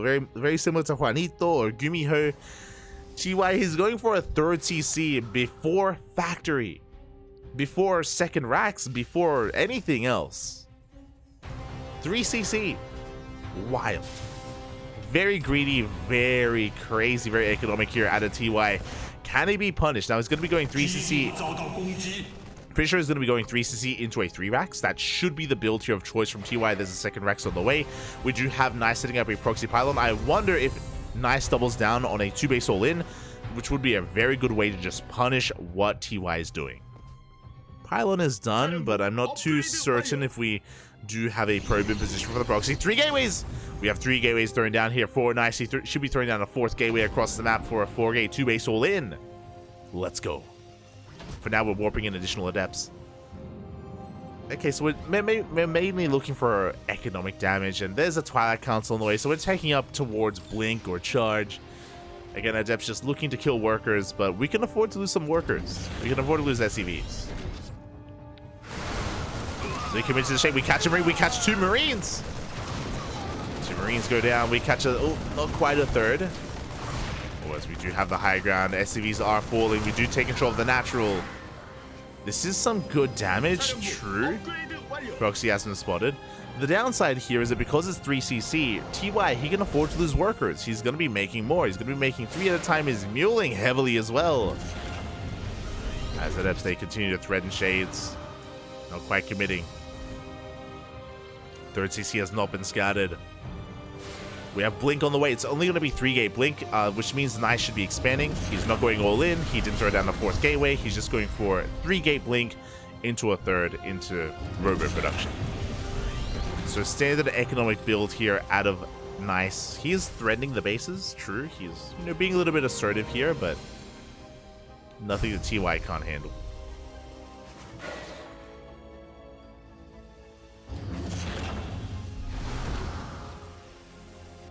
Nice, just threatening all these shades. Stim on the way. We do have that 3-rack setup, building up the bio army. Now it looks like we aren't going to hit a timing with Stim. We could move out once Stim is done, but with the factory now on the way, it looks like we should be working towards a starport and towards a medevac push instead. But we'll see. We'll see when we do decide to push out. There's the Bay on the way. 3rd base as well. 3rd base is going to be the gold. I love it here. Okay, so Nice taking advantage of his map control. He is containing his opponent to 2 bases, and why take a 3rd that isn't a gold when you can just take the gold itself here on Equilibrium? Scan reveals the tech. Does reveal the Blink that's on the way. Army is pushing. We are hitting a timing with Stim. Stim is going to finish up, and we are pushing out across the map. I mean, across the map. We're pushing out to clean up the pylon. Yo, we're taking the fight. Taking the fight to the Marines. Marines do go down. So will the pylon. For now, Nice not too concerned. He is going to retreat. Getting his 3rd base up and running. Colossus production has commenced. And TUI should likewise be taking his 3rd base. And there we go. 3rd base is floating over as we speak. Is going to be taken. But Nice is taking advantage of the gold. So even though TY has a much faster 3rd compared to a normal TVP, this is true, his opponent has a gold base. So that kind of does even things out when it comes to how greedy our players are being. But here we go. Army steaming across the map has been spotted, has been confirmed. So far, good control out of Nice, not really losing much of anything. His first Colossus will arrive in time. And TY is going to back off. He's waiting for his Metamax before he commits to any kind of major timing. Stim is on the horizon alongside Concussive Shell. And now with Metavax, we can push. We can be a little bit more free with how we stim. Earlier, every stim counted. Now we can sustain ourselves. As we move out, Nice does spot the army. He's going to be ignoring it. He's going straight for the 3rd. But we have reinforcements. We have Marauders. We have Marauders to defend. 1 Marauder goes down. Ooh, good blinks. So far, not a single Stalker does get picked off. Nice, gonna try to get the hell out of here. TY is stimming on forward, trying to chase him down. He does force a recall. Recalls just in time. 1 Stalker falls. Whew. That was close. 1 Stalker for 1 Marauder. It wasn't just that, though. It also forced the entire army to chase. I'm sure that TY wanted to hit his timing. He wanted to move out with +1, but he has missed that timing. Now the Colossus cannon is getting up and running. Extento Melances has been completed as well. Nice. Looking strong. But it does come down on the engagement. Gonna try and take control of the Zanaga. Does run into the army. Army has been spotted. Nice. Getting in position. I'm hoping we have some shield batteries. There we go. 2 shield batteries are on the way. We have some sentries and force fields, 2 Colossi, soon to be 3, double forged, Templar Archives. We are teching hard. Teching up into 1-1, teching up towards Storm. Archons. I'm hoping Storm, but we'll see. Could just be for Archons to get into Disruptors. Definitely. Oh, no, there it is. There is that Storm. So, Colossi with Storm, you love to see it now. Thankfully for TY, because of his economy, he is just snowballing out of control, and he's also teching up quite quickly as well. What do I mean by that? I believe the Ghost Academy is now done. Yep, there we go. First Ghost is already out, is spotted by the Observer. Vikings are coming out as well. Again, a big reason, even though we haven't had a big fight, a big reason as to why TY he's up 20 supply right now is because of the better economy, is because of the faster third. And now he's pushing. This is going to be a difficult defense without Storm. And thankfully, Nice has eyes on the center of the map. He has the Observer, he sees the lack of move out, he sees the positioning, the posturing. Disruptors are on the way. It's good. Again, it's all going to come down to positioning, storms, purification novas. We need it all in 10 seconds, 5 seconds even. Storm will be done, and we will have them. But likewise, we have the counter EMPs. Gosa with this army. EMPs are available. Zealot Rambai comes in towards the third base, but we have reinforcements. SCVs are going down, but only 2. Oh, I spoke too soon. Here comes another Zealot Rambai. Ooh, rough engagement there from TY. Does bleed out a couple of units. Tanks are getting in position. They're pushing forward. They're getting within range. They're on the high ground. Overcharge is for the tanks late to siege. There we go. They shell away at the army. 9 SCVs went down. We're catching reinforcements. We catch a tank. The Disruptor. The Nova. The Nova will not connect. Storm does. But a Colossus goes down. The tanks are doing so much in the back line. They're annihilating the Colossus. There's no overcharge. Every single Colossus will go down. 1 left, barely alive, but take us back to the army. Oh my god. That was not the time to pan away. As we did lose 13 SCVs across the map, but the main army pushing forward. 1 Colossus barely survives somehow, some way. There are Vikings, so the Vikings should have their way with this. Yeah, the final Colossus goes down. Nova goes off. It only connects with a handful of Marines. And it looks like TY, does he have enough? No, the Celtic closed the gap. The tanks are going down. There's 1 tank left. There's 1 tank behind this army, and we're breaking through. The ground army of Nice has done it. He may have lost his Colossus, Disruptors, and Storm, but what about the Swarm Toss? The charge of the Storms. We chase everything down. We force back the army. GG gets called, and Nice, he holds, he survives, and he takes game 1. Oh my god. GG, well played. Nice. Takes the first game, but that was a wild game. That was not standard by any means. We had TY rushing into a 3rd TC. We had Nice taking the gold. We had aggression from both sides. A lot of posturing as well. Thankfully, Nice was able to get into Storm and those Disruptors just in time. The Purification Novas never really came into play too much. They zoned away the army.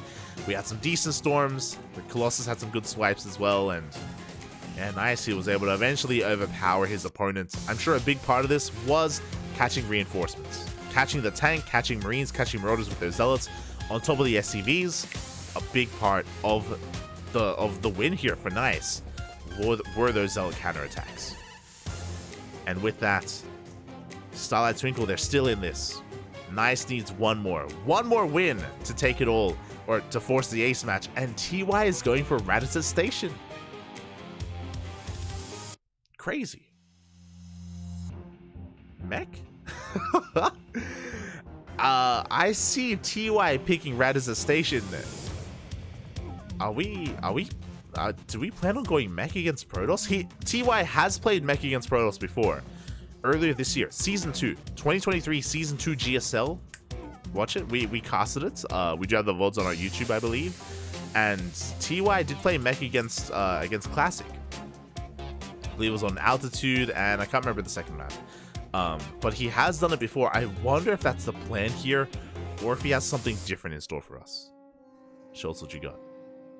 Spawning in the top right-hand corner of Radisson Station for Starlight Twinkle. It is nice. And in the bottom left-hand corner, we have his opponent for the Kwangdong Freaks. We have TY. He's up against the ropes. He's up against the wall. He has chosen a map that typically is not chosen by Terrans in this matchup. It's typically chosen by Protoss, which is why I'm curious. I'm very curious what TY has in store for us. TY, he has a big brain. He is very unique when it comes to his builds. Very exploratory. So my eyes are on TY more than anything. Meanwhile, as we get into this, we can talk about the map itself. Radisson Station does have a pocket base, so you get a secure 3 and even 4 base setup.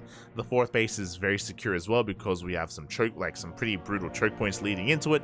So more often than not, this leads into the mid game and into late game scenarios in a lot of matchups in ZVP and PvT, and even in some mirror matchups as well. So that's also why I'm, again, curious as to the reasoning for this mapping. The other big feature here is that there is no Reaper cliff leading into the main. You have to go into the natural first, then into the main base, and you have to go through the ramp instead. So it's actually very difficult to scout as a Terran. When we do see when we see TVP on this map, we see oftentimes Terran players, they skip the Reaper, and that's exactly what we're seeing here. Marine first, which makes sense. We just spoke about it. There's no Reaper cliff. There's no way to scout with the Reaper early on, which is another reason why this map is disliked by Terran players. So we're going Marine first instead. And we have an SCV out on the map. Hello. We're scouting for now, but I'm curious. Okay, we're getting into a 1-1 opener. That is a factory. Okay, sorry. It is going to be a rack expand into the factory. My brain missed the CC for some reason. So, economic opener at a TY. I'm curious if we're going to be proxying a starport. This SCV, there's something up with it. Something amiss with this SCV. But now it's going to be hiding over on the right-hand side. We do have a Stargate opener here out of nice, which makes sense. Sky Toss is very commonplace here on this map. We have seen Protoss players rush into Sky Toss against Terrans on this map as well. Not unheard of. And there it is. It is going to be a proxy starport. Now, you may be thinking, hold up, isn't it better to proxy the starport outside the pocket base? True, that is closer, and you can potentially get more damage there. But because of the Zonaga, typically ill-advised. I mean, nice, you already checked the Zonaga. You already checked that location, so very difficult to get away with a proxy towards the top left. So instead, we're going for the right-hand side instead. And it's going to be what looks to be a Hellion drop. Ooh, and if the Hellion drop goes unscouted, it could do a lot of damage.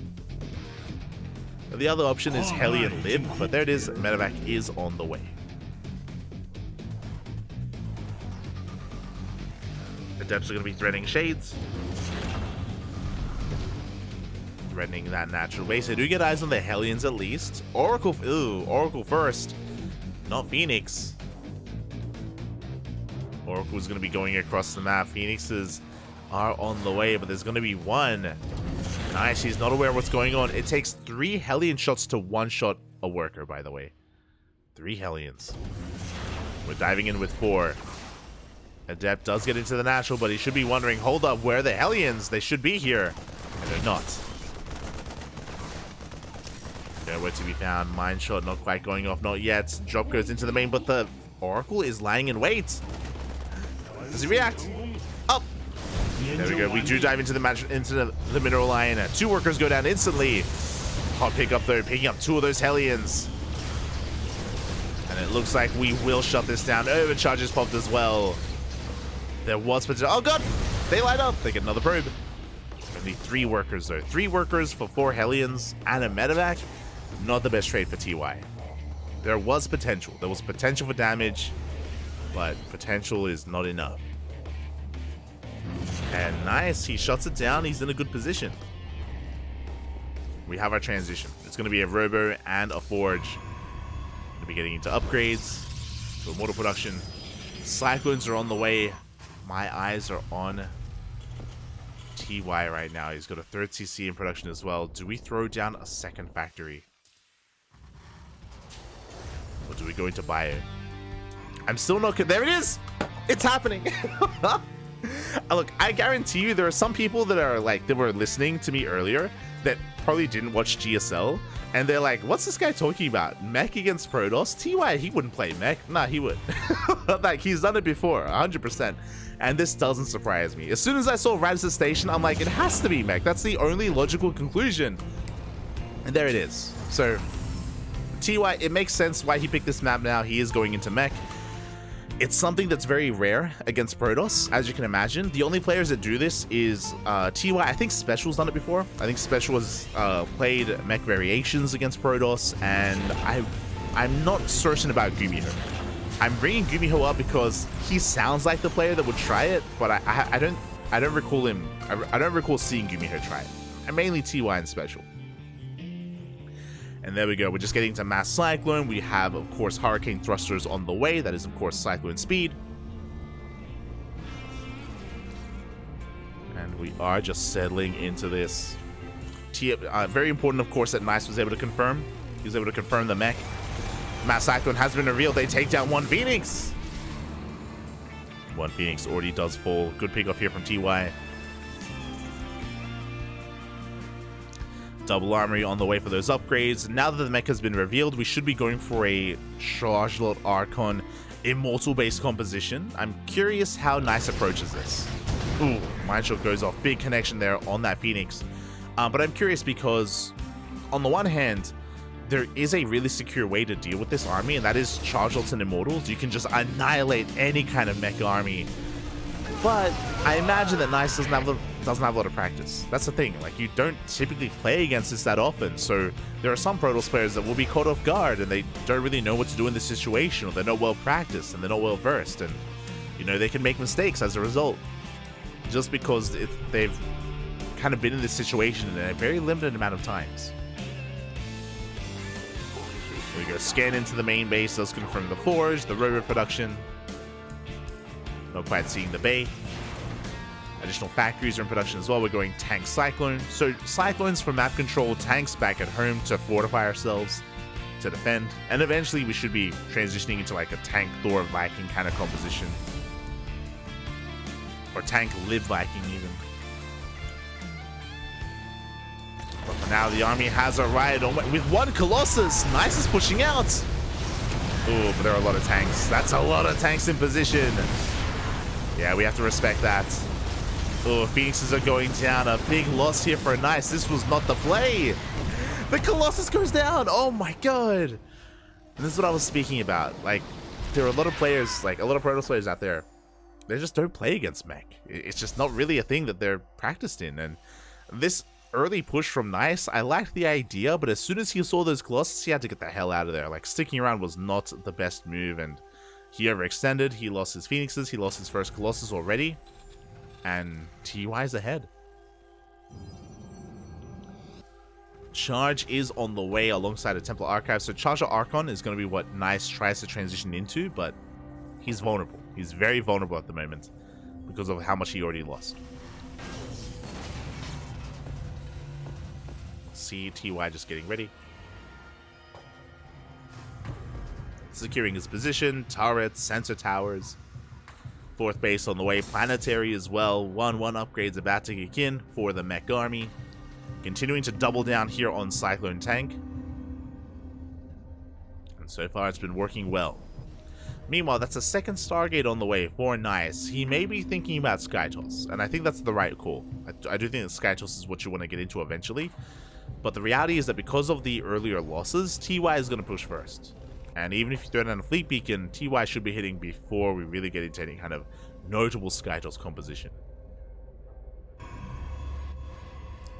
Until then, Immortals are on the way. I think more than a 2nd Stargate, I would like a 2nd Robo. Like, double Robo Immortal production would be ideal.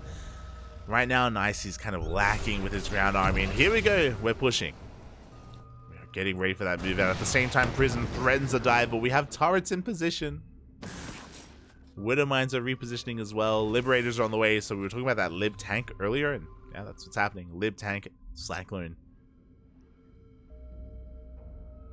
We are moving out. Nice. He needs to force a siege. He needs to engage this early on to force this kind of siege position. TY hoping to catch the army, actually. Cheeky moves. The move that has been spotted by Nice. He does confirm. But can he do anything about it? Because that is just so many tanks. Oh my god. TY, he's maxed out. He's pushing. He's going to be pushing into a wall of zealots. Here we go. We coming from the flank. We coming from the side. Going to try and force some friendly fire even as well. The first half of tanks are going to be going down. We coming from behind as well. But this wasn't the best time to attack. We do close the distance though. The zealots, they just wreak havoc, and you can see how solid, how damn good zealots are against mech. They annihilate the tanks and the cyclones. TY was maxed, by the way. He was maxed out. 200 supply with, what is that? 12 tanks. 12 tanks. But mate, a good position, a good surround. Give a Protoss player a man with some side blades. Right, we could take down a mech army. TY gets swallowed up. Nice. Suddenly maxed out. He's going for a massive counterattack, pushing on forward. And there's almost nothing here. We have the Liberators in the air, but we don't care because we're just ignoring it, going straight for the natural instead, straight for the main. TY, nice. He knows he has momentum. TY in a lot of trouble. Boys are being pulled. The production is being camped. The Liberators, there's no answer to the Libs, but there's a Fleet Beacon. In the production tab, Fleet Beacon and Blink on the way for Stalkers and Skytoss. Nice, taking up, getting further ahead, going for a warp in into the pocket base as well. 42 SCVs have gone down. And nice, he had to 2-0. He had to 2-0 to force the ace match, and he is looking to do that. And Starlight Twinkle, they're not going down, not that easily, as Stalkers have been morphed in. Shut down more workers. GG gets called, and Nice will take the 2-0, taking down TY and forcing game 7. Let's go. And I was worried. I was concerned. I was very concerned for Nice. Wait, mate, when I saw TY max out with like a massive line of 12 tanks, Cyclones as well, with Liberators pushing out, I thought it was over. But Nice, he was able to engage out in the center of the map with a pseudo surround. It was a little bit mistimed, I will say, but a surround setup nonetheless, and we were able to catch the army for a moment unsieged, for a moment out of position, and in that moment, Nice snowballed out of control, which means we have an ace match. I'm curious, did anyone predict 2-0 for Nice? Oh, a decent amount. Okay, the people, they believed. They believed in the power of Nice, and with that, we have an ace match. And I'm gonna need a moment here for the predictions. Hold on.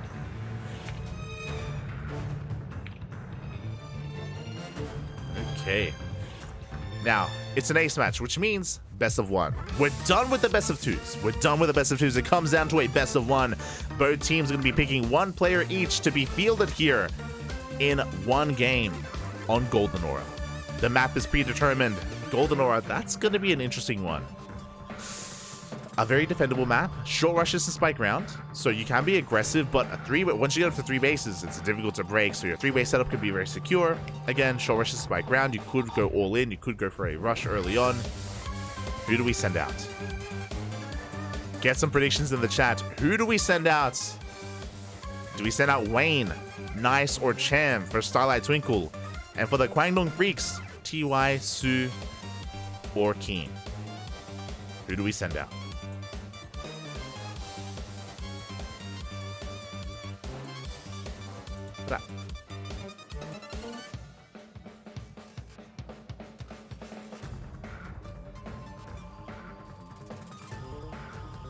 Catching up in the chat.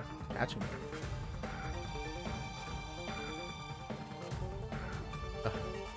But yeah, do we have anyone brave enough to guess? So who would you send out if it was up to you to decide who gets fielded here in the ace? I've always been saying it. I do still stand by Wayne being the ace player. So Wayne would be a logical choice here for Starlight Twinkle, but at the same time, if Nice is on fire, if Nice is feeling it, Nice could come out instead. He could come out strong here, especially on Golden Ore. Now that I think about it, because of the map, I kind of like a Nice pick. I would like a Nice pick here on Golden Ore. I could understand a Wayne pick, but I think I would like a Nice pick a little bit more here.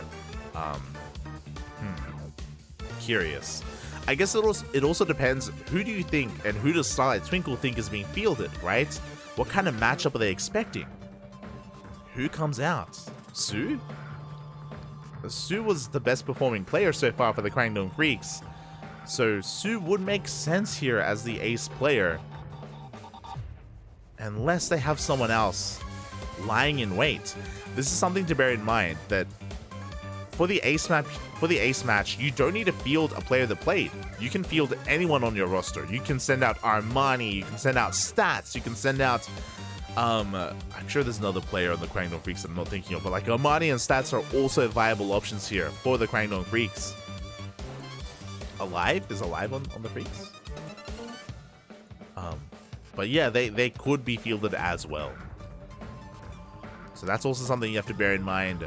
Something you have to kind of calculate here in how you approach this. Who's it gonna be? Who is it gonna be? I'm gonna blindly say, is Stats available? I'm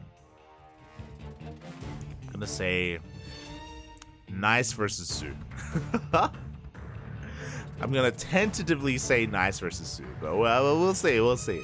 Sue comes out. Send Cham, Stats. That's what I'm thinking. Like, if Stats is available tonight, Stats could be fielded, 100%. 100%.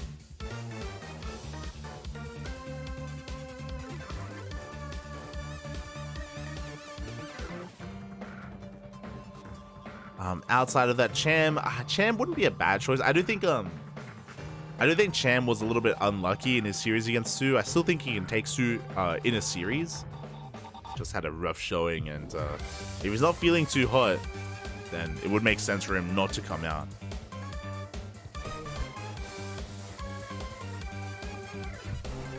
Would make sense. But for now, we are going to be lying in wait here. We're going to go on a short break here. The teams are still deliberating who they want to send out, who they want to field, and we'll be back soon with the ace match, with the final game of this series.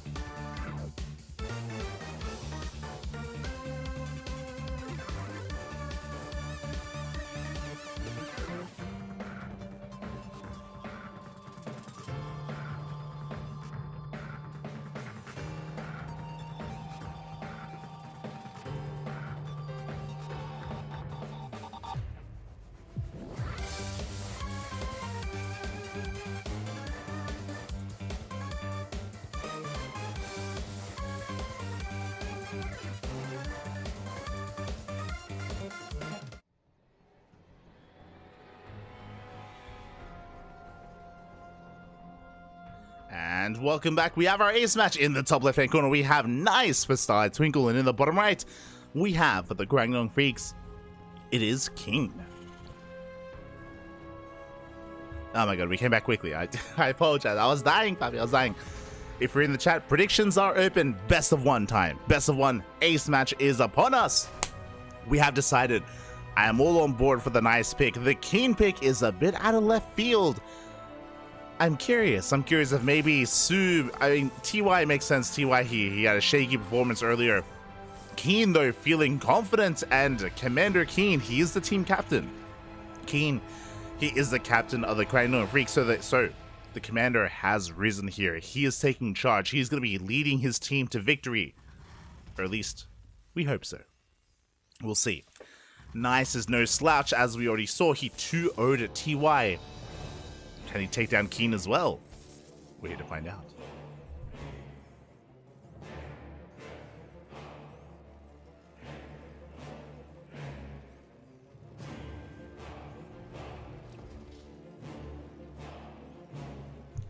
We are here to find out, and here we go. We do have, so far, pretty standard openers. Keen is going for an economic opener. He's going for a Rax Expand. No double gases, so not going for a faster factory.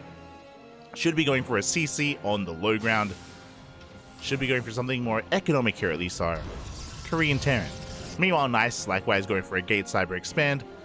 Standard openers all around. Keen is going for the CC, but on the high ground, so a bit of a delayed expansion. An expansion nonetheless, but will be delayed thanks to this probe. And Nice will be in the dark as to what is going on.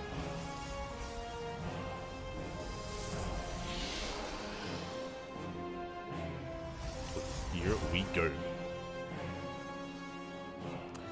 I see in the chat, maybe the reason why he comes out. I mean, also stats may not be available. Stats may not be available. And again, Keen, he is the team captain. We gotta lead the charge one way or another. And yes, so far we do have our take of choice. Is going to be a Twilight Council opener here from Nice. Not a Stargate, not this time. Going to be that Twilight Council. Reaper, he dips in. Ooh, does dip out. Nice, able to deny the scouts. Keeping Keen in the dark. As Nice should be working towards a Blink Stalker based opener. Meanwhile, Keen getting into his 2-1-1 setup, into his eventually 3-1-1 setup as well. So everything's looking very standard here out of Keen. Outside of the fact that, again, he does have a delayed expansion.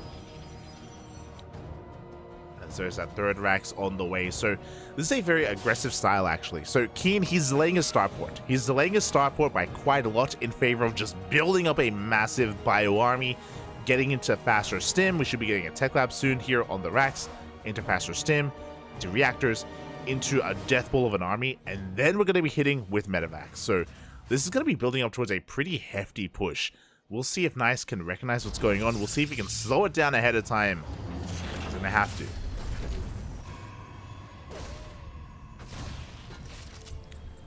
Here we go. We have that eBay on the way.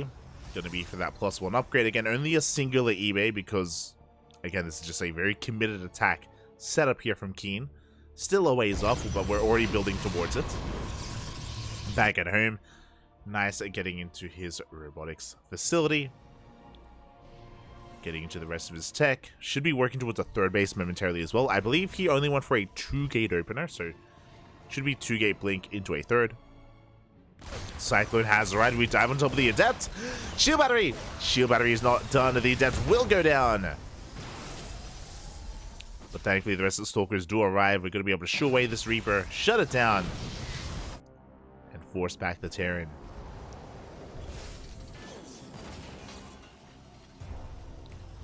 Keen at the hill. Exactly. We can see tank production is already commencing as well. There's that sim. There's that starport now on the way. And again, once the starport gets its first 2 medevacs out, we should be pushing. Now, I wouldn't go as far as this could lead into a 2-base all-in, but this is going to be very committed nonetheless. As Nice delays his third base in favor of the Bay. I do appreciate this as well. So Nice is delaying his economy here in favor of a faster Colossus, which he will need if he wants to survive. Observer is moving out, trying to get a read on the army composition. The add-on swap is upon us.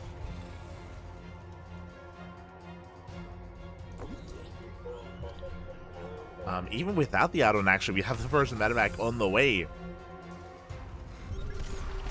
Observer does get spotted, is going to get scanned and shut down. Very nice moves here. Very keen eyes from Keen. You'd love to see it. And we should be building up towards that eventual push. Meanwhile, back across the map, Nice, he's going for his third base. Again, it's a delayed third in favor of Faster Colossus. First Colossus is in production, and this first Colossus should come out just in time. Meanwhile, Keen isn't going for a push yet. Going for some drop play. We have one medevac drop here on the right-hand side. Stim and Combat Shield still on the way. We're going to be building up a little bit longer here before we move out. Just relying on some harassment here first with that first drop. He is making its way across the map. Until then, Nice is just trying to contain his opponent, trying to chip away at the army, pick off Marines if possible. Oh, if possible, one Stalker falls. An overextension from Nice. Meanwhile, the drop is making its way towards the main base. Does Nice see it? I don't think his observer is within range. Oh, just barely not. Uh-oh. Here we go, the army's pushing. We have the main force moving towards the third base at the same time dropping to the main, but we have a shield battery, a couple of Stalkers in position. We will defend.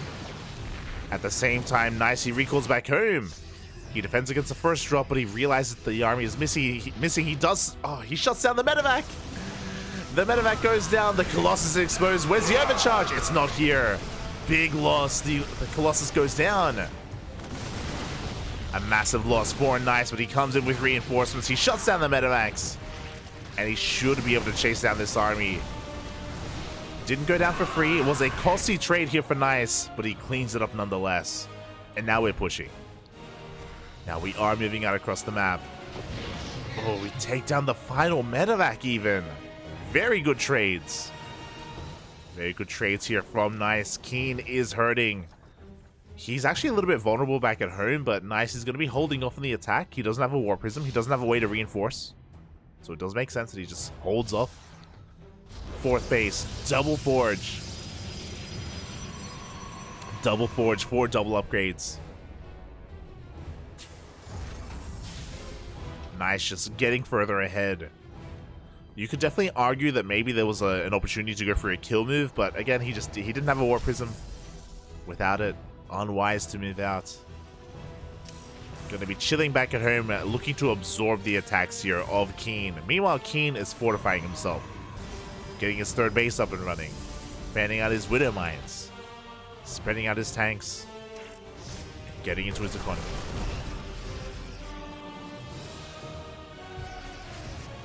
He is getting into this. And the game will settle from here. The game is going to be settling. Obviously, Nice is ahead, I would say. He is in a more commanding position here. Working on 1-1, eventually hitting the rest of his gases. We do have a Ghost Academy on the way here for Keen. Ghost Academy is on the way. Oh, army gets baited out. Widowmine goes down. Keen has to be very careful here with his movement. He scans. He wants the observer. Doesn't get it. At the same time, Prism into the main base. Vikings are in position, but they will not deny the drop. They do for the most part, though. One Zealot gets dropped. Only one. A big loss for Nice. He wanted to go for the 1-2 punch. Oh, no, never mind. 2 Zealots were dropped instead. Nice, he's getting damage done in the main base. 4 SCVs go down, and we are gaining ground here on the front lines. But that tank, that one tank in the back line, doing so much here for Keen. Keen is holding. Behind this, though, Nice, he's getting his 4th base up and running. Disruptive production has commenced. The War Prism is being remade. Oof. Prism is on the way. Dark Shrine as well. Second robo as we take care of these gases. Again, now that we're getting up to our 5th and 6th gas geyser, we can afford a double robo production. We can afford making 2 disruptors at a time. Nice for the time being, has map control. The disruptor from the left hand side. The Nova goes off. Ooh. Barely does graze the army. Gets 1 Marauder. But we're going to be able to hold on. We have a massive amount of Vikings. Nice. He has to be very careful with how he engages. Again, he still has to wait a little bit longer for his second River to come online. Same with that Dark Shrine as well. And there we go. He's going to go for a backstab. We have the War Prism towards the south, the main army towards the north.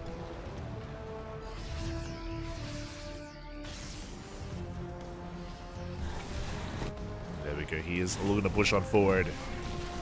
Zal's get dropped in a big warp and he's going to be denied. We focus on that prism just in time. That's nice. Is going to be threatening a dive. Nova comes out. No! Massive connection. Oh my god. Keen, he takes a Nova to the face. We dive on the army and that's going to be it. That's going to be the end of the army for Keen. And nice, in one fell swoop, in one big move, he has broken the third base. Gets on top of the economy, gets on top of the Vikings. And Nice is looking to snowball out of control. Some of these Widow Mines are going to reset. But the CC! The CC is going to go down. We have reinforcements from behind. Nova goes off. GG gets called. And Nice will do it. He will pull it off. He wins it all for Starlight Twinkle.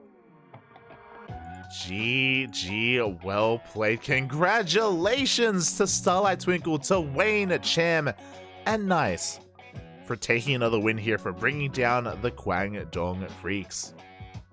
Oof. Again, the Kwangdong Freaks, they have been struggling. They have been struggling this season. They have been struggling in WTL, and they need every single win here to make it out into the playoffs. Alas, with this loss, it's looking that much more bleaker for the team. The Kwangdong Freaks, they're going to need your energy. They're going to need your support in the coming weeks if they want a chance at making it into that top 8. Best of luck. Best of luck to them here. As for now, we're going to be going on a break. Going to be going on a short break. When we return, we'll have our second and final best of 7 of the night. It's going to be the Platinum Heroes versus Mystery Gaming. See you soon. See you in 4 minutes.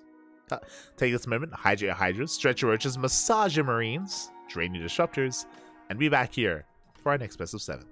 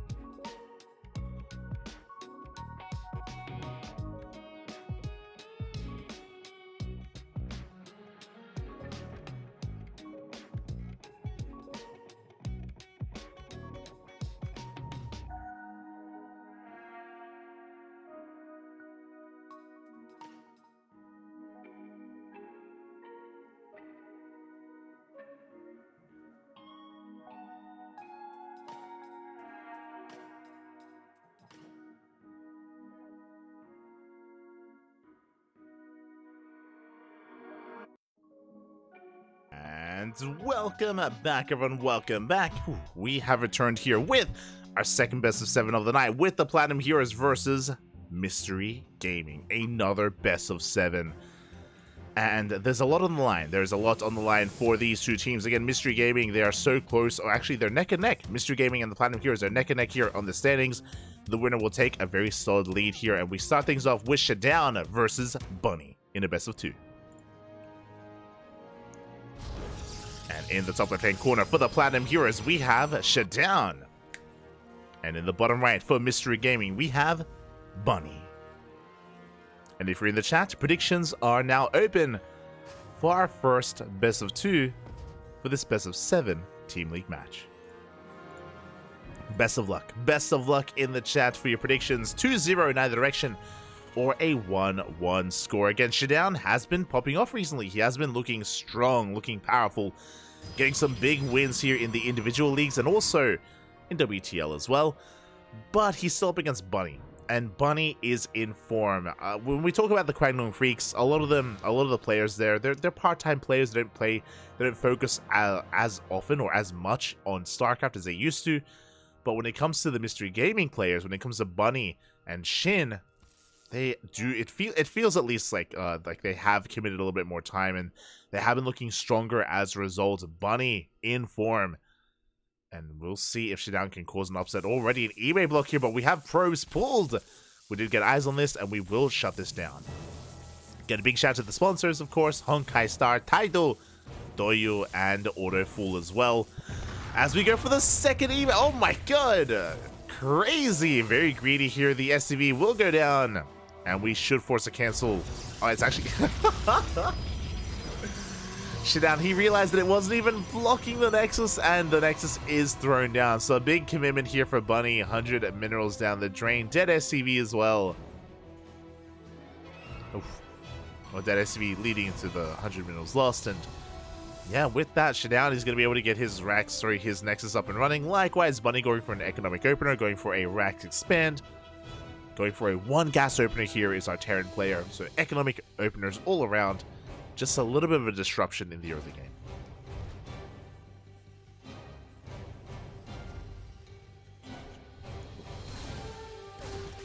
Bits of a disruption. Here we go. Reaper going to be diving on forward, chipping away at that pylon. And we have our take of choice. It's going to be a Twilight Council opener here for Shidown. Should be for Blink. So Blink Stalker opener here from our Protoss player. The question becomes, how many gateways? How committed are we going to be? 2 gates, 3 gates, or 4? Each different level of aggression, different level of commitment, different level of greed. We'll see. For now, Reaper just going to be threatening a dive. Adept will commit to the Shade, getting an extra hit in, but not quite shutting down the Reaper.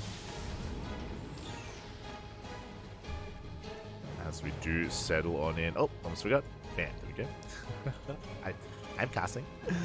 Behind this, we're getting into a 1-1-1. Interesting. We're not going to be delaying our starport. We're rushing into it instead. Looking to go for potentially a Banshee opener. We could go for... I was going to say a mine drop, but there are no Widow mines. I'm wondering if we get an add-on swap with that tech lab. There's a tech lab on the way on the factory. We shall see as the Reaper does rock up. It looks like we get one probe. Oh, we barely don't. We don't get the probe. There is no add-on swap. Tank is on the way. Oh, never mind. Does get cancelled. Tank does get cancelled from Bunny. Reaper trying to get the hell out of here. It looks like it will barely escape. And across the map, we do get an add-on swap. It is going to be a Banshee opener. Again, with the... We weren't quite looking at it on cams, but essentially we had the tech lab on the factory. Went for an add-on swap as well once the starport was done. Getting into Cloak Banshees. Pretty big investment here from Bunny, but it can work very well, surprisingly well here in this matchup. If it goes unscattered, it can do so much economic damage.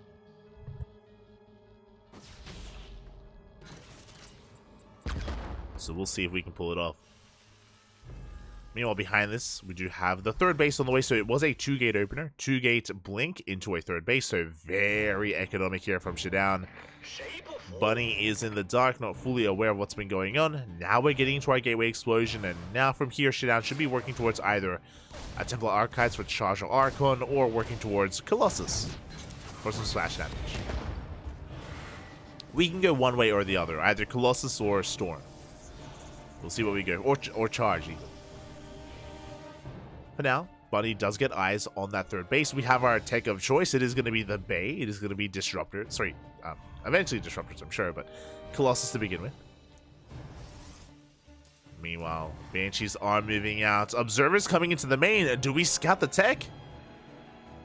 Show us. This is the second Observer that's going to be missing the army, but the first one does dip into the main base. I don't know if we went far enough to see the researching tech lab. I don't think we did. Ooh. As the Observer gets zoned away, it looks like Shidown, he doesn't get the scouting information he needs, and here come the Banshees. Straight for that main base. And probe is going to be going down. Second probe as well, forcing a recall of the Observer. We do make it back home, but alas, we're still losing so much mining time. Despite the economic start, Shidown, losing all mining here at his third base. That's going to be 5-6 dead workers.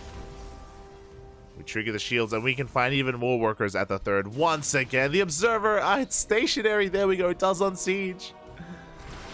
Stalkers, they do meet up, but probes are still going down. finally we take down at least one of these Banshees, but one Banshee for 11 probes. Well worth it here for the Terran. Well worth it for Bunny. And Shadown, despite going for an economic opener, does not have the best economic position right now.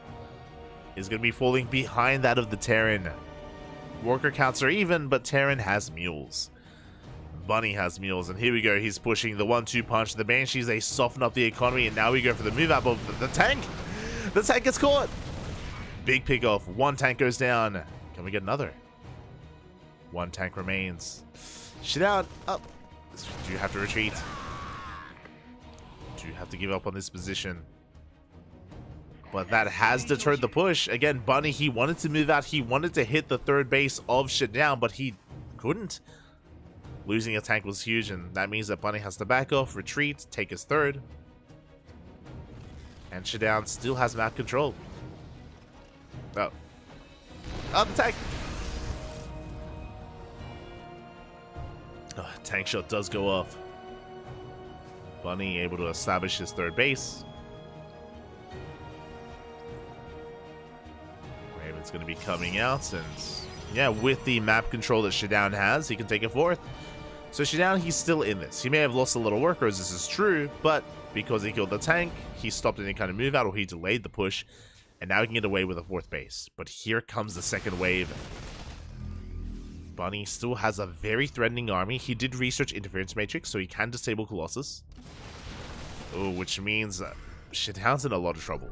He's in a lot of trouble. He has two Colossus, but is that really going to be enough? We need force fields, we need overcharge, we need to engage. The army's pushing it forward, the tank a bit exposed. But Shadown, he is late to push in. He does have a third Colossus. But he has to be very careful here with how he does push forward. Big swipe's going to be going off. Here come the disables. Getting ready for it. Just waiting for more reinforcements before diving. Up. Oh my god. Again, we are threatening that dive. Oh, Shadown getting ready for a surround even. Bold move. Charge isn't done, so it's going to be a slow surround. Going to be a little bit awkward, but here we go. We do threaten the dive. We do force the stim out of Bunny.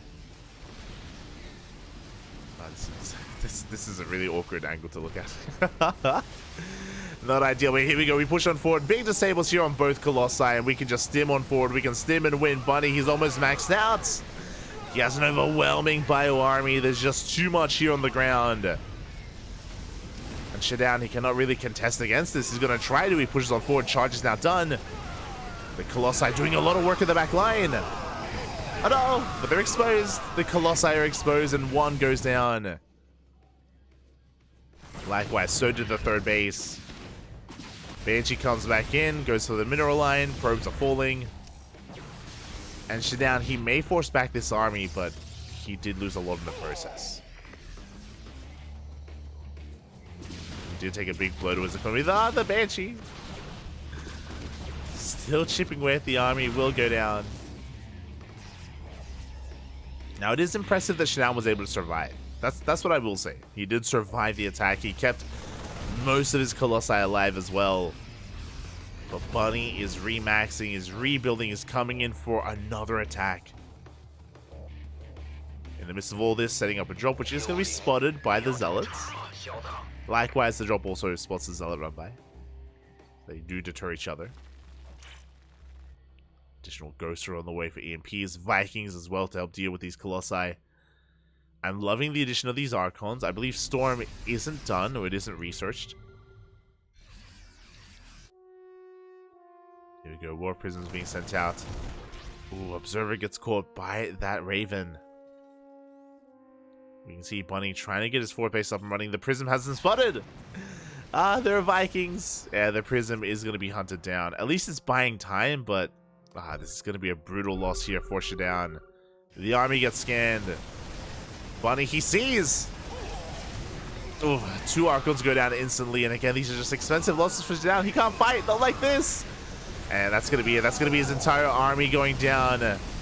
A big overextension from Showdown. GG gets called, and Bunny will take game number 1. GG. And a solid game 1 there from Bunny. There was like a moment or two where Showdown was able to fight back and have a presence on the map, but only for a couple of moments. For the most part, Bunny was in control, and here we go. We have our map of choice. Makes plenty of sense. We spoke about this in the previous series, the last time we saw Radisson Station, when TY whipped it out against Nice. Likewise, this makes plenty of sense here as a map pick for Showdown. And here we go in the bottom left-hand corner for the Platinum Heroes. We have Showdown, our French Protoss. And in the top right, we have his opponent. We have for Mystery Gaming, it is Bunny. Here we go. Yeah, Radisson Station is a really good map if you want to slow the game down and establish yourself and get into a 4-base economy. That's at least what this reads here from Showdown, is that he wants to just secure himself, really wall up, turtle up, tech up, and get into the mid game without too much issue, without too much troubles. Meanwhile, we'll see if Bunny can stop him. We'll see if Bunny can be aggressive. That's what I will say here about mid-game TVP on Radisson Station, is that unlike some of these other matchups, drop play is a lot more natural for the Terran. So even if you get up to a 4-base economy here as a Protoss, like, it's not entirely secure. The Terran player can still try to pull you apart, go for drop play, whether it's tank drops or just bio drops. Widowmine harass as well, and Bunny, he could try to pull apart his opponent. It's possible. It's possible, but the map is going to be working against Bunny. So it is going to be an uphill battle. We'll see if he can pull it off. We're now going to be checking his pocket base, just making sure there's no in-base proxy. Wise move here out of Bunny. You can clearly see that he's been done dirty before. He has been proxied in the past. Doesn't want to allow that to happen again. Also, is F91 Aquaman? Is that what we just saw? Is that why is he Aquaman? I don't know. Now the probe is moving out, just trying to get some scouting information. A Reaper's on the way, and the Reaper will, I think, barely miss the probe. Does miss it in the end. Probe will go by unscouted, unscathed. Looking for that scout. And again, it is going to be an economic opener here at a Bunny. Delayed factory here, but a factory nonetheless. So he's not going for a 3-racks, and 3-racks would not be a good build here on Radisson Station. Early game aggressive builds in general are a little bit frowned upon on Radisson Station, just because of the advantages, the defender's advantage here that you do have. So I'm curious if we're going to go for Banshees again. Banshees would not be a bad option. But now there's a factory. There's, oh, an armory on the way. Okay, Bunny, you have my attention. We have the armory. What's important as well, we don't have Widowmines in production. That is a Hellion. Are we going for a Hellbat push? I'm curious. Okay, I'm curious if we're only making one Hellion to scout, and then we're going to go into Widowmine production. First Hellion is done. Tech Lab is on the way. Are we going for an add-on swap? Wait, that's the Tech Lab on the factory. Wait, so what's the armory for? That's a tech. Are we going for a Thor? Are we going for a Thor? Wait, what? Are we going for a Thor drop? Okay, no, wait a minute. Okay. I was like, wait, what? Drilling claws. That makes more sense. Okay, the Tech Lab is done on the factory. We're going for drilling claws alongside the armory. It makes more sense. As that first Hellion does somehow get into the natural base, it just waddles in. This should not have happened. Getting a bit of damage, getting a scout to the main, and we get eyes on the Dark Shrine. We're trying to be cheeky, but the Dark Shrine has been scouted. And Bunny is doubling down here on the mine drops. Drilling claws plus armory. Oh boy. And we'll see if this is going to be worth it. Again, this needs to get damage done just because of how much we're investing into these Widowmines. Oh boy. I mean, thankfully it's unscouted, but for how much longer? Because here comes the hallucinated scout, making its way across the map. If it gets eyes on the armory, that's going to be a big tell. It needs to see the armory. And it does make its way into the main. Show us! Show us the hallucination! Gets into the main base, does scout most of the production, but I believe did not get behind the mineral line. I believe did not see the armory. Observer is out though. Blink on the way. Here comes that drop. Right for the natural, which I believe the observer's in position. Here we go, the drop comes in. Up! Ooh, big connections. 3 probes here for 1 mine shot. Yeah, we do have detection available, but Bunny, he keeps the mines alive. Oh my god, I mean, that's drilling claws. Drilling claws, it does mean that you can burrow and unburrow that much faster. So Bunny, he does escape with those widow mines, and we have another mine drop on the way. We're rotating around towards that pocket base, but the stalkers are in position. We're ready for it.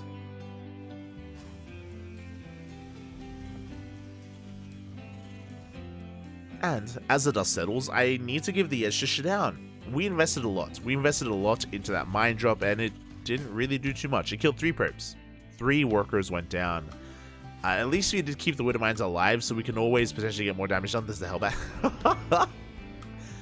Going full Heart of the Swarm, we do have a Hellbat drop upon us as well. But again, for the most part, Shutdown, he does have a better economy. Blink is done. Hellbat drop gets revealed. Shutdown, I'm sure, going to be splitting up his forces between his natural and his pocket base to make sure he can keep up with the drop plate of his opponent. Colossus production will underway. Charge +1. Dark Shrine. I mean, the DTs were scouted, so we don't really get anything done with them. But we have access to Archons and DT harass at some point. Drop is deflected, but here we go. We get a drop into the natural. Up! Don't have much time. Ooh. And we do drop right on top of the army as well, and big shots go off. 9 probes go down. Another drop into the pocket base as well. Shutdown, he's being pulled apart. No! Late reaction. No reaction. The entire mineral line goes down. 1 second is all it takes. Shutdown was not looking. And 21 probes go down. A big blow here to the economy of Shutdown. He was doing so well. Initially, he was doing so well, but alas, no longer here as Bunny isn't done. He's going for the main, denying a lot of mining time. He doesn't kill any extra workers, but does deny mining in that main base, and we have 1 mine left, and the shot is going to go off. Oh, or is it? Observer's on the way. Oof. Good dodge. Good dodge here on the widow mine, and we should clean this up. We should, but we don't. As Shutdown does rotate his army over, that widow mine, it might reset. Uh-oh. This is a little bit dicey here. Shutdown's already lost so much of his economy. Here we go, Bunny pushing through the center of the map. We do have, of course, the Raven. Do have plenty of energy to work with. Gonna be hitting with Stim +1. The mine shot! Oh, big connection. 8 probes go down. That should not have happened, but again, Shutdown, his attention is being spread thin. He's just having a really hard time keeping up with the drop play, with the harassment here of Bunny, the non-stop aggression. 34, oh my god, 34 probes. 34 workers go down. Big disable here on the first Colossus, and we can start a step forward. We can just pick Shutdown apart. Units after unit going down, and leading into this series, leading into this game, I was talking about how, hey, drop play is that much more natural in TVP, and the drops, they're popping off. Big connections once again towards the end. GG gets called, and Bunny takes the 2-0. GG, well played. A very impressive performance here out of Bunny. Non-stop aggression out of him in this best of 2, and yeah, he takes a 2-0 lead. Very nicely done. But it's not over. We still have plenty more matches ahead of us, and up next we have Ace versus Ace. We have Firefly, the Ace player of the Platinum Heroes, against Shin, the Ace player of Mystery Gaming. Now, Firefly has been popping off. We casted him a couple of days ago in ESL Open Cup Americas, and Firefly, he took down Beyond, he took down Gumiho, he took down Creator. Firefly went to the Ace match against Max Pax. It was crazy. It was insane what Firefly was able to accomplish this week. Not even just this week, but in general this year, Firefly has been on fire. So I want to believe that he can go toe-to-toe with Shin, but Firefly, he needs to do more than just go toe-to-toe. He needs a 2-0 to even things up. And 2-0ing Shin is a tough ask. That is a difficult thing to accomplish. And if you're in the chat, predictions are open. Best of luck as we get into this. And spawning in the bottom left-hand corner of Hecate, we have Firefly for Mystery Gaming. And in the top right, we have his opponent. We have the South Korean Zerg player for Mystery Gaming. It is Shin. And Firefly, he's for the Platinum Heroes. I apologize. I said the wrong team name. I was looking at the UI. I was seeing the logo of Mystery Gaming at the bottom, so my brain went for it. But Firefly, of course, here, the ace player of Platinum Heroes. And we'll see if he can take down Shin. Now, I believe he can take a game. 100%. I am 100% on board here with Firefly popping off and taking a game, but he needs more than that. And that's where the pressure comes in. That is where the pressure is on. But now we do have a gate expand set up here from Firefly. Standard opener from our Chinese Protoss player. This fly is on fire. I can't believe my eyes. Again, if you missed out on ESL Open Cup Americas earlier today, if you've missed out on Starving Camel matches or Firefly matches in general, I highly recommend you check out the VODs, whether they're on Twitch or on YouTube. Firefly has been damn good this year. He's been on our radar this entire time, and what I love about this week, what I love about ESL Americas is that finally, it isn't just us. Finally, Firefly, he was exposed to the more international community. He was casted by like Pig and by Artosis, by like the mainstream community casters. They did cover him, and they were able to just see how good he is. So I was so happy. I was so happy on Tuesday seeing Firefly kind of perform for some of these other big names to, again, be exposed to a larger audience. Felt good. But, bearing in mind, what I did mention was that Firefly went to Game 5 against MaxPax. He defeated Creator, he defeated Gumiho, he defeated Byun. But all the players that I just mentioned are Protoss and Terran. They're not Zerg. And Firefly, he can pop off in ZVP, but I do think that Firefly's best matchup is PV. Is it PvP or PvT? Good question. I want to say it's PvP. I want to say his best matchup is Protoss versus Protoss. But his Protoss versus Terran is really good as well. I do think that his PvZ is his weakest matchup. I will go that far. I do think that this is the weakest matchup here of Firefly. Not saying that he's bad. I'm just saying that the other matches are better for him. And as a result, it is still going to be an uphill battle for our Rising Star. It is going to be an uphill battle, and here we go. For now, Hatchgas pull into a third base. Shin is going for a standard opener. Very important to point this out because Shin can be very aggressive and very unorthodox. He can be very unpredictable, so you need to keep on top or stay on top of your scouting. You need to get a read on what the hell Shin is up to. At any moment, he can take fast gases, go for a fast lair, go for a roach rush. Oh, meanwhile, Adept shades into that, but no, there are Lings and Queens waiting. The Adept goes down. Oracle wasted energy before getting into the middle line as well. 2 drones fall, but only 2 workers, and that is some hull damage. And meanwhile, because the Adept fell, because the Oracle's across the map, this third base is exposed. It's going to be close, but we may... Yeah, we're going to force a cancel. We have to. Oh, God, cancel! Oof. The cancel was just in time, but that is a brutal blow to the economy of Firefly. A big delay on the third. And Shin is looking good here in the opener. It's still the early game, but hey, he shut down the Adept, he deflected the Oracle, and he canceled the third base. All things are looking good for Shin. Behind this, Firefly going for a Twilight Council opener. I do like this. I like this just because... Oh, sorry. I say Twilight Council opener. Twilight Council follow-up into double Forge. We've seen this before. Not the first time we've seen this build from Firefly. So he's going for a 1-1 timing, a very tech-heavy style. Oh, as it looks like one Oracle is barely going to escape. 5 drones, not bad. 5 workers go down. Both Oracles make it out barely with their lives. as Shin is heavily redroning, resaturating his bases. Likewise, Firefly again getting into his transition or getting into his tech. Now, if I'm not mistaken, I believe this double upgrade timing is going to be for a 2-2. This double upgrade build is going to be for a 2-2 timing, and it's going to be a Swarm Toss heavy composition. But we'll see if we go into Charge Out Archon or if we go into Blinkstalker Colossus. I'm imagining Charge Archon here from Firefly, but we'll see. We'll see. As for now, Blink is on the way. Just securing ourselves. We'll try to keep an eye on the gases as well. And if we go for a Gateway Explosion, third Oracle arrives and we get another 3 workers. And when it comes to this 2-2 or this 1-1 and eventual 2-2 timing, I'm like spitballing a little bit because I have seen a lot of different variations with this. I've seen like some really strong 2-2 timings with Colossi. I've seen some strong timings with Archons. And I've also seen Hero go double forge into 8 gateways into a 3-base all-in with Blinkstalkers. I should have led with that. But we have seen Hero go for a 3-base Blinkstalker all-in with double upgrades as well. And there's a Gateway Explosion. That is 6 gateways on the way. In addition to the 2 that we already had, that is 8 gates. And we haven't taken gases at the third base. This does look like a 3-base all-in. This does look like the Hero kind of style of 1-1.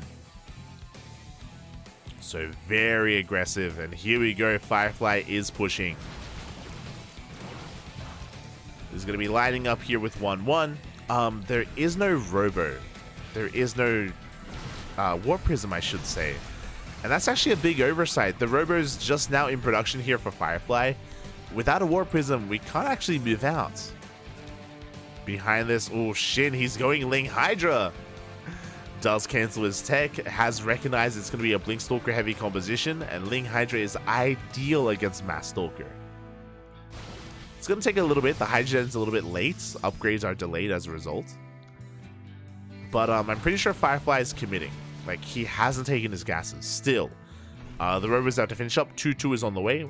Again, we were referring to that 2-2 timing, and that is what's on the horizon. Robo is done. I believe this should be just for the Warp Prism. We'll see if we go in a different direction and maybe go for a Bay, but my eyes are glued to that production tab. Stalkers, they want to move out. They want to be active. Upgrades have been spotted as the Stalkers move out. The Lings, they move in. We get into the middle line. We get on top of the cannon and the shield batteries as well, and Firefly is not turning around. And again, I'm pretty sure we still don't have a Warp Prism. The Robo is done, but we're not doing anything with it. There it is. Warp Prism finally on the way, but this Warp Prism is delayed. I think Firefly thought he already started it. I think he already thought he started it, and oh, this is going to delay the all-in. And again, this is an all-in. This is a 3-base, straight up a 3-base all-in from Firefly. He's not teching. There's no Bay. There's no Disruptors. No Colossus. There's no Temple Archives. No Storm. Charge is now on the way. We are taking a 4th. But I think that this 4th base is taken just because Firefly missed his timing. Like, this... he wanted to attack earlier. I do believe that he wanted to attack earlier, and he's been stuck at home. He's been stuck at home this entire time. He has all these Stalkers, and he hasn't achieved anything with it. So I think this 4th base is just because he more or less has to, less so than he wants to. As the Warp Prism has arrived.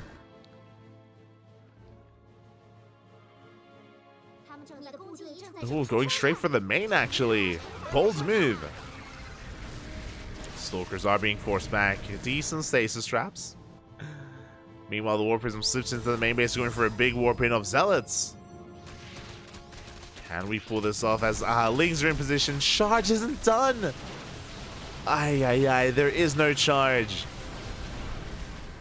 Not like this. Yeah, these Zealots, they are lackluster. We're going for a big warp in nonetheless, but yeah, they're going to be kind of lacking a lot of pushing power there. Just lacking in general is what I wanted to say. Behind this, Shin is taking up towards Hive. We have a Hive, we have a Lurker Den on the way, Hydra Lurker Vipers on the horizon. Stalker army is going to be trading here, and again, the upgrades are impressive, so the Stalkers, they're doing well for themselves. Still not taking gas. It's still heavily reliant on a swarm toss composition. Charge is done, by the way. And we're going for a big warping of Stalkers. Shin trying to force the issue. Is he going to bleed out too much, though? The Hydras are exposed. And Hydras are going down. Expensive losses here for Shin. But he's still trading relatively well. But he will lose everything. He'll lose his entire Hydra army. But what's important is that Shin is remaxing behind this. He is rebuilding. Losing even more units here in the retreat. And I do think that Shin did overextend. But from here, we can morph in some Lurkers. Lurker Den is done. Hive as well. We can start working towards Lurker upgrades, Adrenal Glands, Viper production. Before we can think about those upgrades, though, Firefly is threatening a push. There it is. Lurker range on the way. Lurker is now in production as well. As Shin holds on back at home, we do have Firefly going for a drop here towards the main. Got a Zealot run by getting into the natural. These Zealots, they can achieve a lot, and they're going to get a couple of queens. 2 queens go down. Lurkers, they have arrived. Oof. Big spine shots. Big spine shots go off at the same time. The Prism barely makes it out. And we get a big warp into the main base.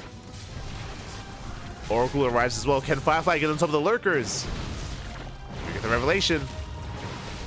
Revelation has popped off. Shin, is he being pulled apart? He keeps up with the Zealots. The Lurkers, they stand strong, and we have more Lurkers on the way. Shin, he's holding. We dive forward to focus down 2 of those Lurkers, but there's still one standing. Or not quite standing. There's still one forward.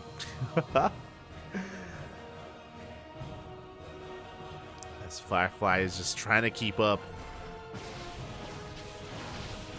Still being very active here in the center.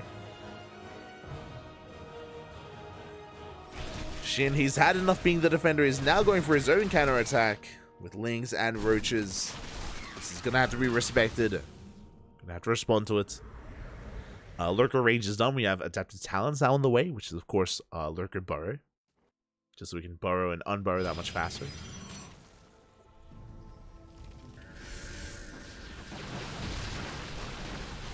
Likewise, Firefly going to be trying to break on through, but we have a wall of Lurkers, and without Disruptors, without Sky Toss, how do we deal with the Lurkers? How can we deal with the Lurkers? The only way is out positioning. If he can get a Revelation off, if he can maybe catch a couple of Lurkers here and there by themselves, isolated, then maybe we can pick them off. That's kind of happening. Zealots, they get a lot of damage done in the main base, so we dive on top of the Lurkers, we get 2! Still an expensive trade, but 2 Lurkers go down. The Hydrogen's being focused on as well. Good pickups here from Firefly. He gets 12 drones. He gets 12 workers, takes down the Hydrogen, gets 2 Lurkers. Good moves here out of Firefly. Despite being up against the wall, despite Firefly being behind tech-wise, he's still getting damage done. Firefly, he is still in this. Here we go. We got a Zealot run by on the right-hand side. We got the main army on the left. More Lurkers are on the way, but we have a finite amount of Lurkers. We saw that War Prism threatening the main base as well. Essentially a tri-pronged attack. But Lurkers are in position. Zealot's going to be going down. Big Revelation that we get on top of some of these Lurkers. 1 Lurker goes down. But we still have 1 Lurker left in the main base, which has not been revealed. Oh, we're chasing down the Lurker. We want it. And we won't quite get it. Hydras, it looks like they took down the Oracle. Oh, no, sorry. The Oracle survived. Oh, my God. Oracle makes it out. War Prism as well. Firefly, again, just poking and prodding. Doing his best to pull apart his opponents. And he hasn't been doing a bad job, but still hasn't quite pulled it off.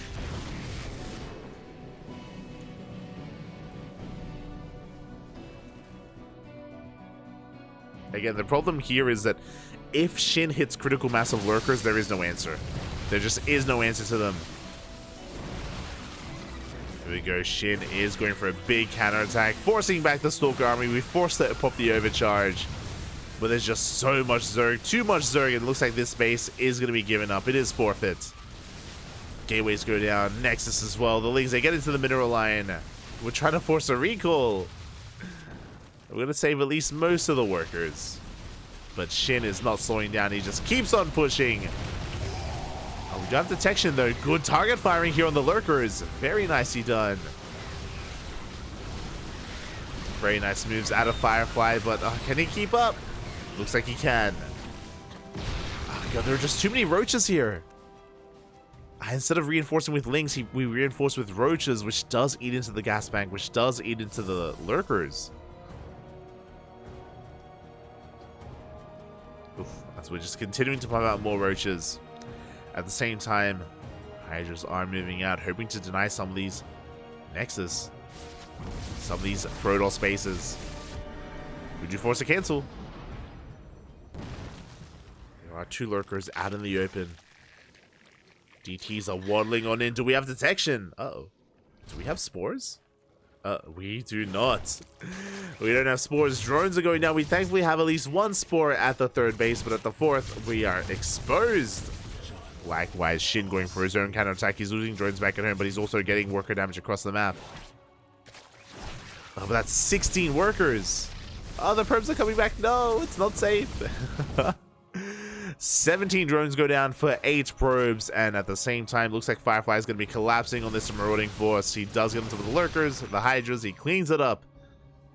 Firefly. Again, he's clawing his way back into this. Shin has no economy. Shin is down to 40. Sorry, he's down to 50 drones. Barely an economy left here for Ragnarok, for Shin. Here we go. We do take control of the Nexus. Likewise, Firefly picking up some roaches. And are we going for a base trade? Looks like we are. We're going for a big counterattack. Firefly, he does lose the Nexus, but there are lurkers back at home.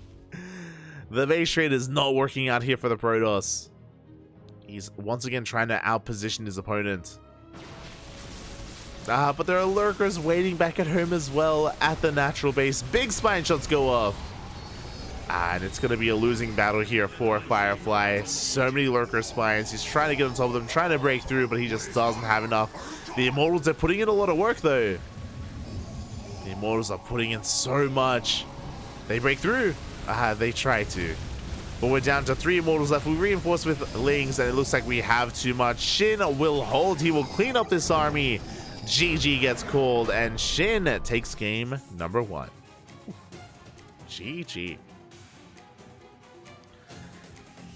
GG, well played. Firefly, he made a game out of this. Like, he was behind for quite some time. I don't want to sugarcoat it, but Firefly, he was behind. It was an uphill battle for the Protoss, and he was doing surprisingly well. He was doing well, catching lurkers whenever he could, wherever he could, going for these constant counterattacks, constant run-bys. He did cripple the economy of his opponent, of Shin, but it still wasn't enough.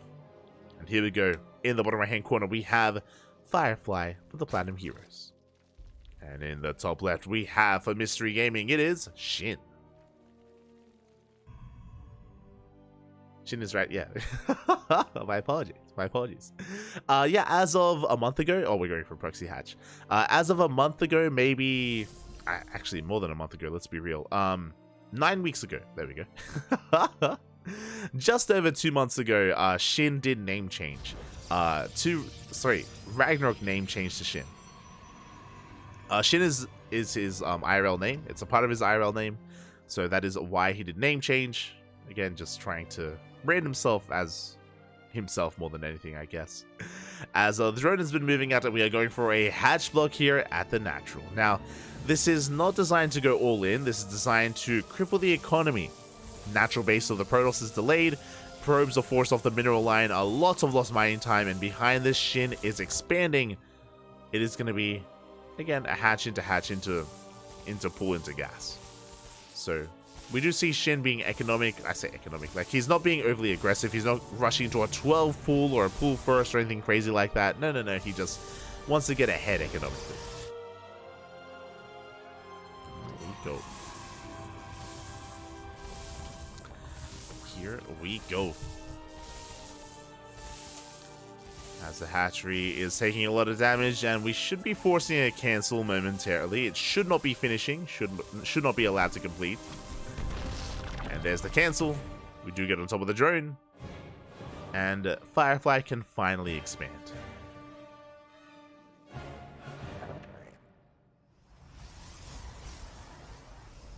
But again, it has been a messy start overall. We can see Shin double expand. Oh my god. Shin double expanding, taking his natural and his third base. Not so soon after. Likewise, Firefly going to be taking his own expansion. And Firefly, his build is so delayed here. His tech is delayed. Expansion, worker production, economy. Shin back at home, prioritizing link speed. And getting into his first wave of links. Now, because of the opener, Shin, he's in a little bit of trouble. We have one Zealot and one Adept rocking up, so there's a lot of onus here on Firefly to get some counter damage, and it's going to be on Shin to defend. It's going to be on Shin to minimize his losses and preserve his drones. And here we go, the Adept and Zealot, they make their way towards the main. We have a handful of links in position. Zealot does a great job here at tanking, but we go straight for the Adept. Queen comes out as well, and Firefly should be forced out of here. Should be forced out of the bases, and we do get a second queen, a flanking queen even. Getting even more damage done. Zealot goes down, the Adept will escape, and we have our tech of choice. It's going to be a Stargate, which is confirmed by this drone. The drone that was once a hatchery has gotten so much scouting information, has seen everything in the main, confirmed the Oracle on the way. We get a surround! No! We get a full surround of the Adepts. We do get 3 workers, so the Adepts, they don't go down for free, but 2 Adepts for 3 drones, less than ideal. We wanted more damage. Shin is racing back home, getting that drone out of there. Spores are on the way. Queens are getting in position again. We scattered the Stargate. We scattered the Oracle, so we're getting ready for it.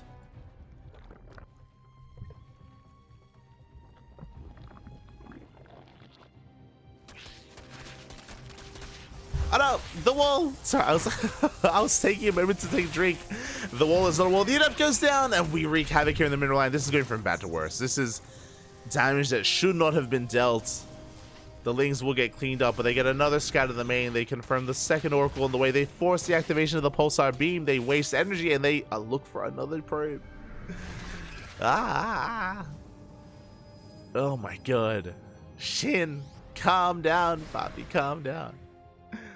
Again, just wreaking havoc and just making a Firefly uncomfortable. Here we go, we're moving out. Bearing in mind that these Oracles, they have much less energy than they otherwise should have. We do have 2 Adepts. Gonna be shading backwards, making sure that we're able to make it back home to defend.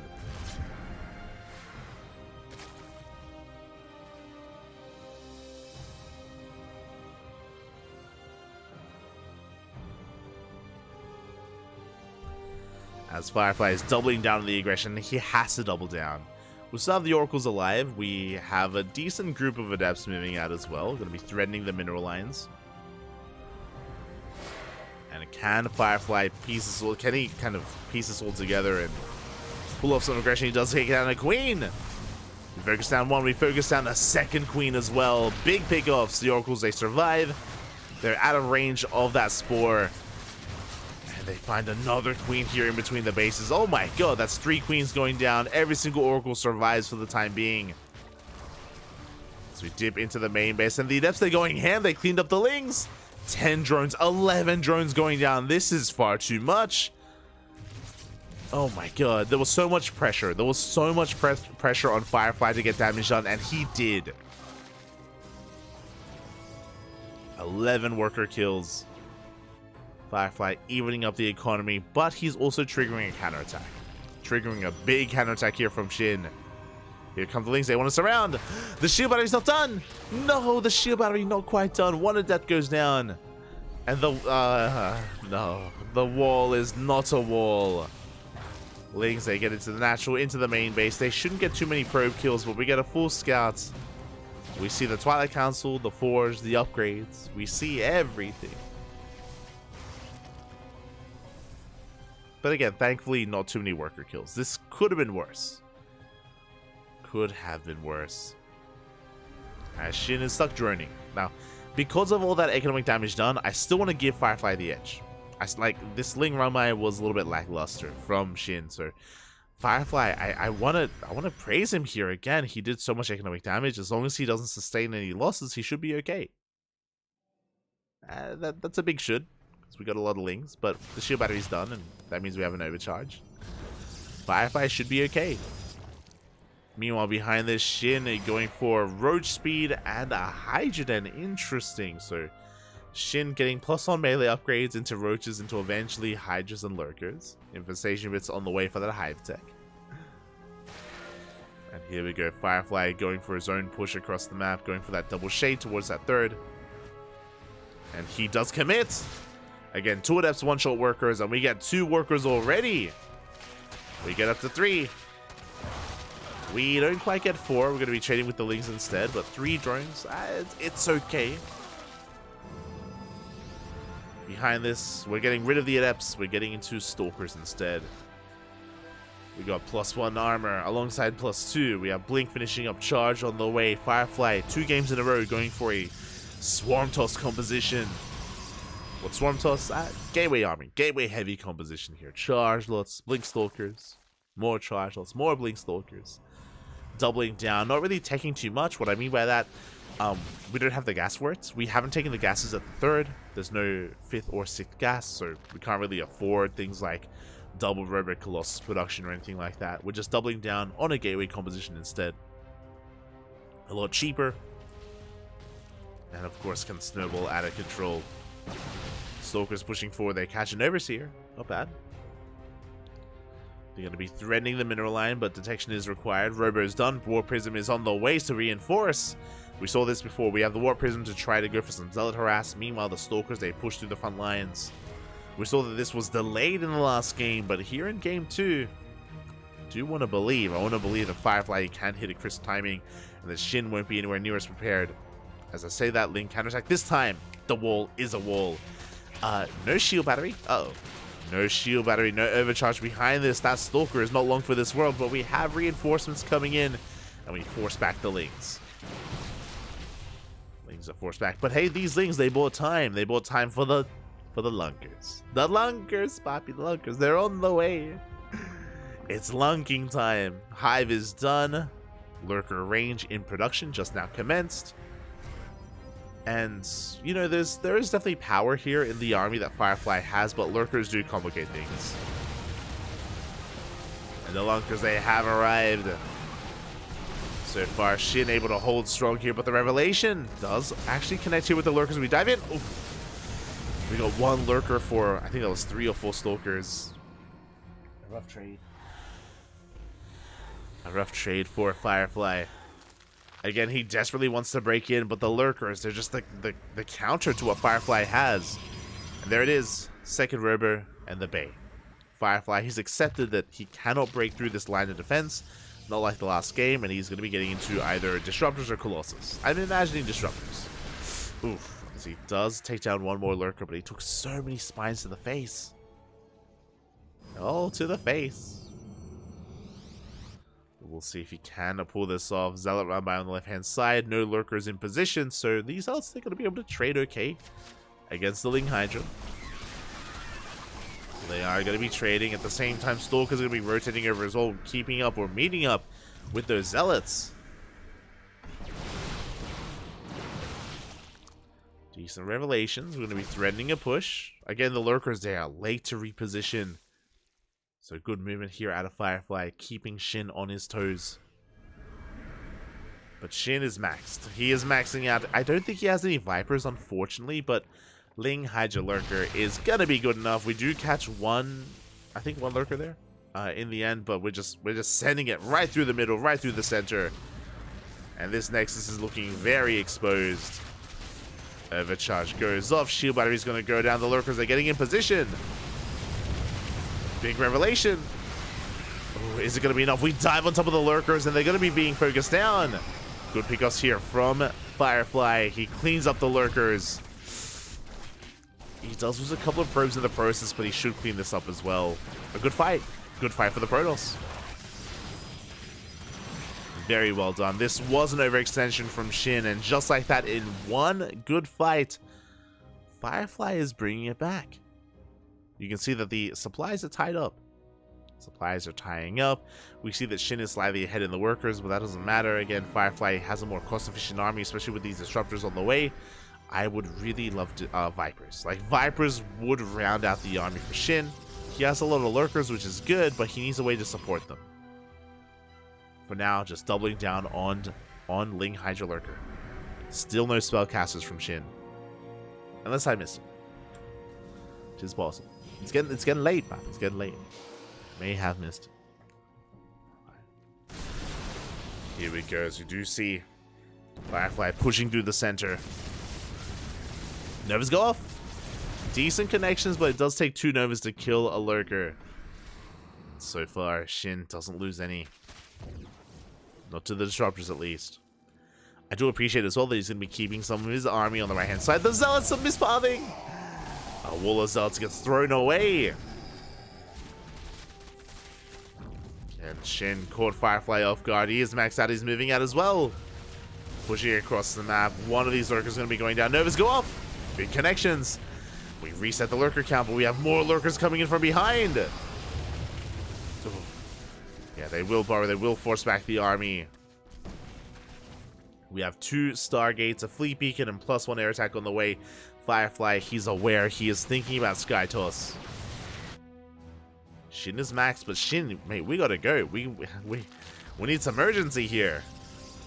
With Sky Toss on the production, with Sky Toss on the horizon, Shin is on the timer. Thankfully, Spire is on the way from our Zerg player. I believe we saw the Cybercore researching, so I believe Shin is aware of the tech. More or less. It's going to be going up. Decent connections, but where's the detection? At the same time, a big counter. Oh my god, a massive counter attack. Big Novas are going off, but the lurkers, they break into the natural. Hydras are slipping on in, getting on top of the production. Yeah, that Robo is going to be going down, and we're waddling our way into that natural base, into the main even. Oof. And in one swift move, Shin, he's snowballing out of control. He's pulling apart his opponent. Firefly was doing so well, catching back up. But he blinks into lurkers. He takes so many smites to the face. Novas go off. They're going to help. There's so many lurkers available here. And it looks like GG gets called. Shin, he will clean it up. He takes game number 2 here against Firefly. And he takes the series for Mystery Gaming. GG. GG, well played. I mentioned before, coming into this, Mystery Gaming and the Platinum Heroes, they were tied up. They were tied up in the standings, but with this win, Mystery Gaming, they take a lead. They do take a lead here, and they will be taking the series in the end, but we still have a best of 2. We still have a best of 2 remaining. It's going to be a PvP between Goblin and Shadow. Now, even though the Platinum Heroes, even though they can't win the series, they will still play out this game. They will still play it out for ELO rankings, for, of course, points as well, for overall standings. There is still a bit on the line. And let's set up those predictions, because it looks like the players are ready.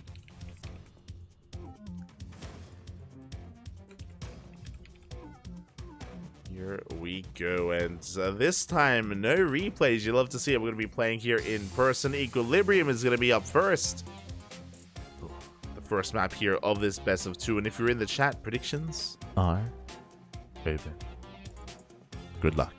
Good luck here in your predictions. It is going to be a PvP. I don't envy you. PvPs are very unorthodox, and it could go either way. It could very much so go either way. 2-0 for Goblin, 2-0 for Strange, or a 1-1. All are possible. All are on the table. Good luck. Good luck in your predictions. Here we go. Again, because it's already a 1 game for Mystery Gaming, it also means that there won't be a chance for an ace match. There will not be an ace match available. this is going to be our final best of 2 and our final series of the night's broadcast, which I'm okay with. I'm feeling it. It's 2 a.m. It's 2 a.m. here in Australia. Oh. And I could feel myself losing a little bit of steam towards the end of that last game, but we're in this. Let's go. In the top right hand corner of Equilibrium, we have Goblin for the Platinum Heroes.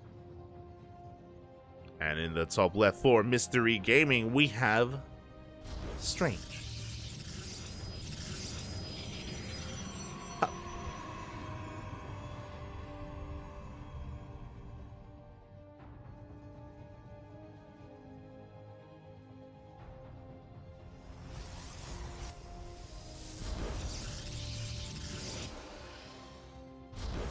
Sorry, it's just taking a moment to stretch. Don't forget to stretch your roaches, hydrate your hydras. Posture check, everyone. Posture check. No slouching in the chat. No slouching.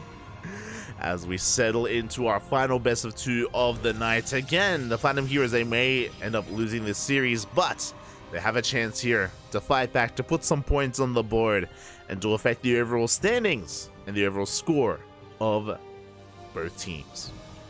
For now, we do have a 2-gate opener from both players, 2-gate from Strange, 2-gate from Goblin. No one is going for the max axe, no one is going for the low ground gate expand. No one is feeling frisky enough to do so. But speaking of being frisky, mate, we got potential gold bases. There are golds out there on Equilibrium. There's potential for some hyper-aggressive expanding and aggressive follow-ups as well. So we'll keep our eye on the players. Ooh, as hello Strange, we are committing to a proxy pylon. Okay, the pylon has been thrown down. The probe is going to be moving out, but I believe the probe is going to be doubling back at some point to throw down a proxy. Now this is looking like a decent position for a proxy robo. But no, it's not a robo, it's going to be a gateway. Aggressive nonetheless. We have 3 gateways so far for Strange. We're looking to reinforce. He checks the gold just in case. We just spoke about it, but rushing into the gold is not unheard of in PvP. Strange just makes sure it's not being taken. Going for a probe scout up into the main. Goblin did go for a double gas opener alongside this, and he's going straight for a Stargate. Okay, 2-gate into a Stargate here from Goblin, which means Strange is going to need a shield battery. He does scout. I believe Strange saw the tech. So he's going to need a shield battery, maybe a couple of units at home to defend. Probe goes down. Stalkers are moving out. Now there's potential for 1 base all in for Strange. I don't want to call it 3 gateway 1 base all in yet, but we're kind of getting there. Yeah, we're doubling down on the Stalker aggression. Stalker's on the way, and it looks like Strange shoots first. Ooh, but he doesn't get an extra hit in. Barely. A little bit of miscontrol there from Strange, and as a result, I believe Goblin has shot first this time. He's going to be able to shoot back the army. Does come out on top in that trade. Additional Stalkers have right. Oh my god. As Strange does shut down the Stalker. Would you see Goblin expanding behind this? Strange still on 1 base. Goblin is taking the gold, by the way. We spoke about it earlier, but again, it is not unheard of to rush into the gold in a PvP. And Goblin is going for it. Meanwhile, Strange taking the regular expansion. I believe Strange hasn't checked. He didn't scout for the gold. He did initially, but not later on. Probe going to try and pull the Stalkers out of position, but they will get there in time. Twilight Council's on the way, and Strange, he still hasn't scouted. He doesn't know. He is in the dark. He's going to be threatening a dive towards the main, but we have the high ground advantage, so we should be backing off instead. Strange still not double checking that gold. Stalker counts are rising for both players. It does have some sentries. He can force field the ramp. He wants a fight. Here we the first force field is baited out. Not like this. A bit of miscontrol there from Strange again. The goal was to try to cut up the army with the force field, and he missed. And now Goblin has recalled to the goal base, the unscattered gold, and he is reaping the rewards. Drowning in money. Drowning in minerals, soon to be drowning in gas, which is a good thing here. There it is. Gas guys has been taken. Something to bear in mind is that it isn't just high yield minerals, it's a high yield gas geyser as well. A lot of resources are available here for Goblin, and he's taking full advantage of it. Safety stasis trap. And yeah, Goblin, he breaks free, and he's running away with this. Getting away with so much. Strange still not aware. Strange is getting into his robo. Both players taking into their Blink Stalkers. Getting into this. Did you say stretch your roaches? Is this the first time you're hearing that? What do you mean? Yes, you stretch them, Pat. Stretch them. You don't want to pull a muscle. Actually made me sit up in my chair. That's a good thing, though. That's a good thing, you know? Posture check. Posture check. It's something that I have to remind myself as well, especially if I'm casting while sitting instead of standing, is if you're sitting upright, you do kind of gain more access to your diaphragm, to your lungs. So it does help with casting. Standing is even better, by the way, for those wondering. You can like dive into your chest. It's great. But for now, we do have high vision. Oh my, we dive into the main. Stalkers are rotating around. Pylon goes down. Looks like Goblin should be forced out of the main base. Trading here with the Stalkers of his opponent, of Strange. At the same time, Adepts, they make it in. Strange, he gets eyes on the gold. He's looking to punish it. 4 workers go down. We're going to get 5. We're going to get 6. 6 probes. Ooh, as the Adepts are being chased down. Strange. Oh no! At a time was avoiding that stasis trap, but a big stasis trap does still go off, and Goblin can force back the army, delays the 3rd base, contains Strange to 2 bases. Ay, ay, ay. Not like this. Pylon has been spotted. 1-1 on the way. Sorry, +1 on the way for both players. Strange now retaking its 3rd. Goblin going straight for charge. And a very gateway heavy composition from Goblin. Charge lots and Blink Stalkers. Meanwhile, the Pylon has been seen, but Goblin hasn't dealt with it yet. And Adepts, they continue to be warped in. They're heading right for those mineral lines for a 2nd time. They already got 6 workers. Can they get another 6? Uh-oh. Ooh, as the Adepts, they shade in. Oh my god, we try to get us surrounded. We will surround one of those Adepts, but probes are falling left and right. That's 4, 5, soon to be 6 workers. Goblin's all turning around. Goblin is committing to his attack at the 3rd. He dives on the army. Show us. He dives on those Stalkers. Goblin being forced all in. It's all or nothing for him. And so far he's trading well. Good blinks.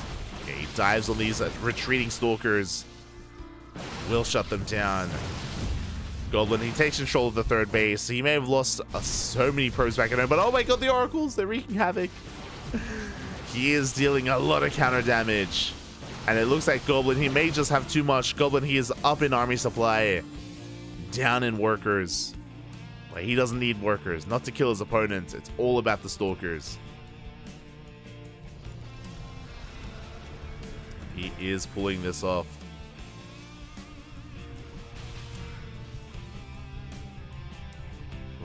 Oracles once again diving into the main.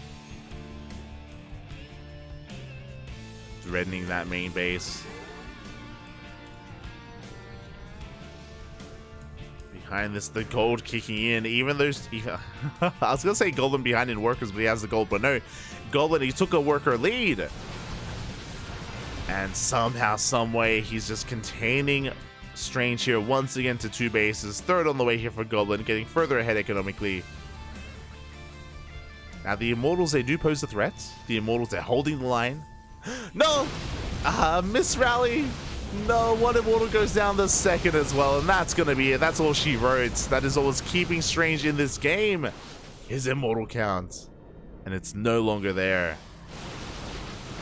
Goblin is snowballing out of control, pushing into overcharge. Less than ideal. We respect the shield battery, Pappy. But he has enough, good enough blinks as well. Breaking through. GG gets called, and Goblin takes game number 1. GG, well played. We are fighting back. We are fighting back, and hey, Goblin, he puts the first point on the board for his team for the Platinum Heroes. GG.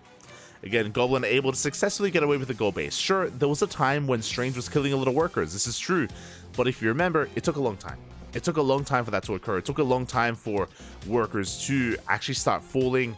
By the time they were, the gold base had already paid off for Goblin. He'd already done so much for him. He'd already built up a massive Stalker army. And with that army, he was able to snowball out of control himself, take down the third, get into the mineral lands, kill workers, and take a lead. GG. GG, well played. Proud of us.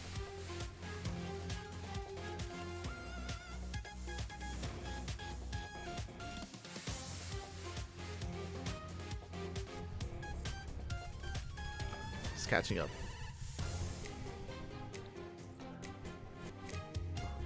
Trying to steal another. But yeah, for now, we come down to our final game here of the series. It's going to be the loser's pick. It's going to be on Strange. And Strange has gone for Oceanborn. And here we go. Spawning in the bottom right-hand corner of Oceanborn, we have Goblin with the Platinum Heroes. And in the top left, we have as opponent, we have for Mystery Gaming, it is Strange. We're dropping that first game, but we'll see if he can pick up another. We'll see if he can fight back and redeem himself. We'll see if he can make Goblin work for it and go for a tied series. I want to believe. Again, Strange didn't have a bad showing in the last game. Unfortunately, because he scouted the gold base so late, it took a long time for him to really punish it. And again, by the time he did, like, it had already reaped its rewards. It had already paid for itself in a way. Goblin was already enjoying all those minerals and all of that gas. Though 2 AM is like midday for gamers. I mean, I guess for me, so my sleep schedule is very dependent on casting. Like for ESL Masters, which we just wrapped up with, like I did have an EU sleep schedule because I just, my life is like I sleep and then I cast, and then I sleep and then I cast. But today I did spend the entire day editing VODs. I was editing VODs, catching up on our week of casting, and yeah, as a result, I've been up since like what, 7 AM this morning. 7 AM to now soon to be 3 AM. So yeah, now that, because we're not casting a European event tonight, back to normal sleep schedule. And I can't stay up too long because KSL is in, what, 10 hours? KSL is right around the corner, so I will have to get some sleep for it. It's in, how many? Oh no, sorry, 12 hours time. Okay, okay, we're good. I'm good for another hour. And I should be able to get 8 hours. 8 hours of sleep. It's going to be beautiful. But here we go. We have a 2-gate opener here from both of our players. For a moment, we did have a robo, but we did force a cancel. I don't know if you saw that. Yeah, Goblin, he started a robo, but the probe came back in. Wasn't able to block the scouts. Meanwhile, Strange going straight for a Twilight Council. Oh my god. Probe falls, and do we commit? Nah, we expand. Okay. So Goblin, he's expanding. I don't think that was his initial goal, but is going to be expanding nonetheless. Meanwhile, Strange is going to be the aggressor here with a faster blink. That's a third gateway on the way, and I think we want, yeah, proxy gateway. We're going 4-gate blink. This looks like a 1-base all in. Blink is on the way. 3rd gateway is on the way back at home. The probe is moving out. We should be throwing down a proxy. There it is. Proxy pylon is on the way. The probe is staying for the proxy gateway. It should be 4-gate blink from Strange. And Goblin is in the dark. Now, he did go double Stalker into double Sentry, so with these Sentries, you can get a hallucinated Scout. with this sentry follow-up, Goblin should get eyes on this. Not necessarily the proxy location, but he should get eyes on the production in the main, the tech in the main, and the lack of expansion. He doesn't know yet, but the hallucination is halfway across the map.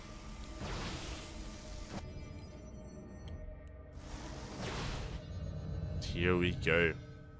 Hallucination comes in. Stalker's going to be threatening the main base. Sorry, the natural base even. We get eyes on the Twilight Council researching 3 gateways and the lack of expansion. Now Goblin knows. Goblin is fully aware of what's going on. He's aware of the all-in.